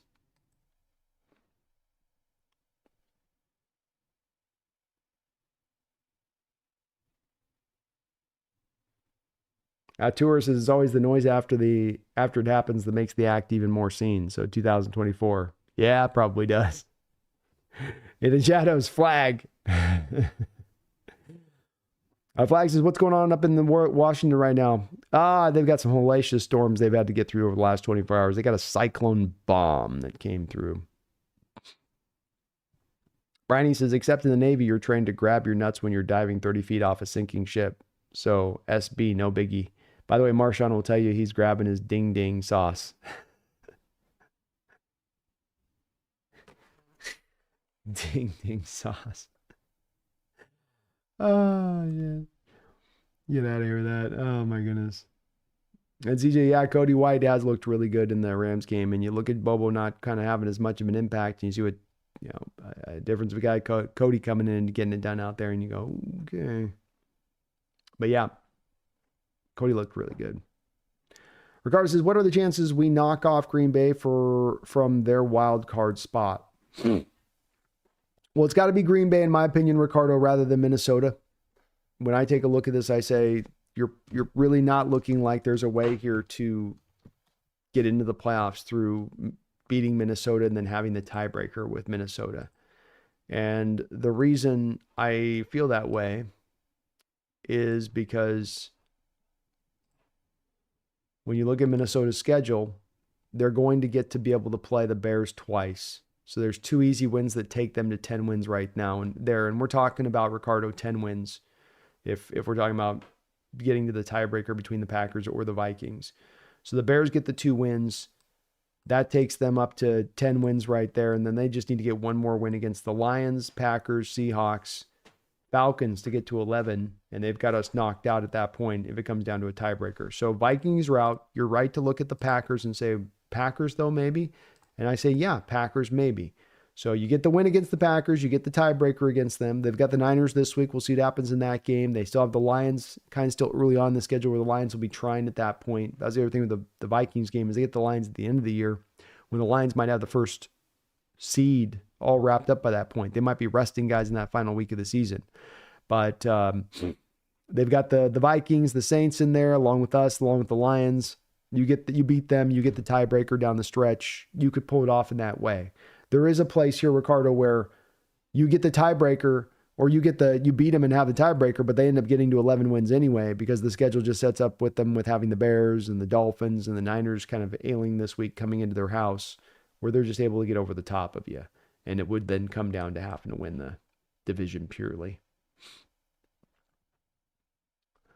Dara says, can Washington residents use Underdog Fantasy since it's a gambling site? Washington residents are not able to use it unless you're in a casino in the state of Washington. If you get into the casino's network, Dara, then it's allowed to be used in full in the state. But you're right. If you are outside of, if you are in Washington and you're not in a casino, they will not let you use it on that. Donnie says, our Hawks Nest, that bomb cyclone knocked out power last evening. The power got restored earlier this afternoon. Well, I'm glad to hear it's up. And thank you to all the folks out there, P&E or whatever it's called, out there doing the work, slicing through all those trees that are on the power lines and whatnot. Dara says, I lost last week because I put Hawkinson over Taysom Hill. Oh, Lord. That's a brutal, brutal beat, Dara. I would have gone with Hawkinson probably too as well, especially with the Saints offense. They're hard to peg down. A tour, I let fantasy go. So much happier. I used to manage 100 Yahoo and money teams a year. It was just filling lineups. It can be too much. You can get too carried away. And even having one team for me is almost a little bit too much at times. I get you on it. It ends up being a lot of work. It does. Playlist Trav, I think we can go on a nice win streak. We can, Playlist Trav. We're getting at our healthiest right now. When we want to make this stretch run, that's a good thing. Uchenna and Wosu maybe coming back in a couple weeks to help out the edge group. What a boon that'd be. Your offensive line playing at its best maybe potentially here as we've had all year. The stage is set here, and you control your destiny. It's been a tumultuous year. It's been up and down. There's been some good, then there's some bad. 2 steps forward, 2 steps back. But you can still control your fate for the year. You can still get yourself in the playoffs. Go win against the teams in this division. Go handle a little bit of business outside the division, and you got yourself a home playoff game. Not too shabby for a first year for Mike McDonald, I'll tell you that.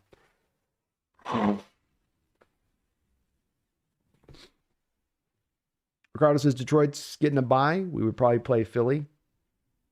We would, but that's also where if you can get the division, Ricardo, now you get the home playoff game, and now you get to play a wild card team versus having to go into Philly and play Philly. on the road. But yeah, you're right. That's the way it'd go if we had the bye. That's probably the team that we'd be having to play. Hand Grenade says Philly hasn't beaten us in like 8 meetings, though. It's true. Very true. Champy, you guys have best of luck to you guys this Sunday. I mean, I still want my team to win, but, come out of it healthy. Rockman says 12-5 was my original prediction. I like that confidence. I like it. Brian, I had Warner his first year as Rams. As soon as Green got hurt, I'd seen him in arena ball. $0 pickup won me $1,500. Let's go. That's a hell of a vision there, Brian. You had to have some projection insight on that one because even I couldn't have seen that one coming. That was a hell of a pickup, man. Daniel W., if we beat the Cards and can somehow win the division, who's scared of playing the Lions in the Lions' home? Our offense obliterates them. Gino loves indoor stadiums. That's why I always say some people wanted to turn this season a little bit a couple weeks ago and say, just give up. Just start looking at next year already. And I say, hey, well, I've got a fighting chance. Well, I can still throw punches. I want my team to throw punches. Because you get yourself in the playoffs, anything can happen. And if you get yourself in the playoffs playing your hottest football at the end of the year, and you're getting healthiest around the end of the year that you've been all season, anything really, truly can happen at that point. And I'm a believer in that. And it's a tough path to get through. You want the bye week? Sure. But there's always a chance you can get through if you can get to that hot enough state of mind. And why wouldn't we think the team is at the hottest state by the end of the year? Considering they were picking up a new offense and a new defense to start things off.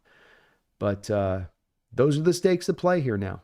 That's what we have on the table as far as a potentiality. You got to take care of a lot of business still, but it's all right there for the taking.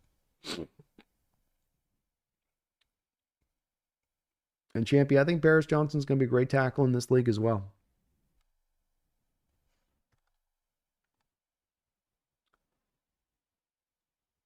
I do think they will be very, very good. All right. We will put a button on this at almost about 4 hours here on the stream today. If you can do me a favor and hit that like button, I would really appreciate it. I want to thank Randall McDaniel for all of his donations today. Long Live the King Multiple, Justin Rockstar, John Naylor, Long Live the King, I Make Big Plays. John Naylor again on in there. Snail, Feed Me More Seahawks, Chris Gow, Hand Grenade, Kevin Low Nice, Keon Lund, Just Give Me Pizza. Thank you guys for all of your support and donation here to the channel, allowing me to be able to do what I get to do here and just get running. I am working on an Abraham Lucas video right now for the channel, so I hope to have that out in the next day or two. So keep an eye out for that Abraham Lucas video. Going through pretty much almost all of his snaps here from the past game against San Francisco, one by one, to let you guys get a real full view of his day and what happened. But I will have that out, if not by tomorrow, Friday at the latest, on that video. With that, we will be back tomorrow with the B&B show at 12 o'clock here, as me and Brendan are going to look a little bit at the final little look here at the last game, but really looking forward a bit here to this Cardinal matchup and what it's going to take to come away with the dub in this matchup. So be on the lookout for that as well. Thank you to all the new members here at the channel, as we're really growing on that side of it. We'll be also back with a Thursday night stream tomorrow. Keep an eye on your community post, as that's where I post those membership benefits over on that side of it. I appreciate the great discussion, the great chicken discussion. I don't know if we came to a resolution of a decision on what is the best chicken in Washington. There's so many good options, it sounds like. And unfortunately, none of them seem to reside on the Northern Corridor, because I don't remember any of these great spots being there when I was living up that way for many odd decades. I don't get all the amazing stuff the second I leave, I guess. I guess that's the way it rolls. But I appreciate the great chat tonight. I'm really glad this Hawks team was able to get this win, because I think it's given the fan base not a shot in the arm, but some optimism, some hope here through the rest of this year. Hope is good, and hope is well-founded. Like, as I said, getting healthiest at this time of year. Three divisional matchups left in this one. Go 3-0 through those divisional matchups. Win a couple games outside of your division. You're in the playoffs. You likely have won the division. You control your fate. At this time of the year, with the new coaching staff, with all those new parts and pieces and things they're trying to figure out here throughout this year, that's a pretty good position to be in. So keep the faith, keep the hope. This Cardinal team is going to be a tough matchup this upcoming week. There's no doubt about that, but we're talented enough to beat this team. We're playing at home. And home fans, if you're in that stadium, if you're showing up this week, give them all you got. That team is going to need you this week. We've lost 4 or 5 straight at home. I can't even keep track. That ends this weekend. You show up in that stadium, you show out, you give that team your voice, and they're going to give you a win. I guarantee it. Just like that guy with the suits, right? With the Men Warehouse. I guarantee it. I don't have the beard right now, but I've got the guarantee. So give us the voices out there this Sunday. Let them have it. Seahawks, keep rolling, stacking these wins up one at a time, bit by bit by bit, and let's go get in the playoffs and let's go shock the world. They put us to bed. They said that we were dead. They buried us 6 feet deep, but we're still standing here. We've thrown the shovel to the side. We've broken outside of our casket, and we're ready to go out like a zombie and lay waste to the landscape. So get ready, my fellow Seahawks faithful. The season's not done yet. Our fight is just beginning. We're about to get hot. We're about to take down this Cardinal team. And it's going to be damn fun watching it happen. Thank you for watching. Appreciate you. Hit that like button. Sub on up if you're not already. But beyond all that, don't you ever forget. Go Hawks.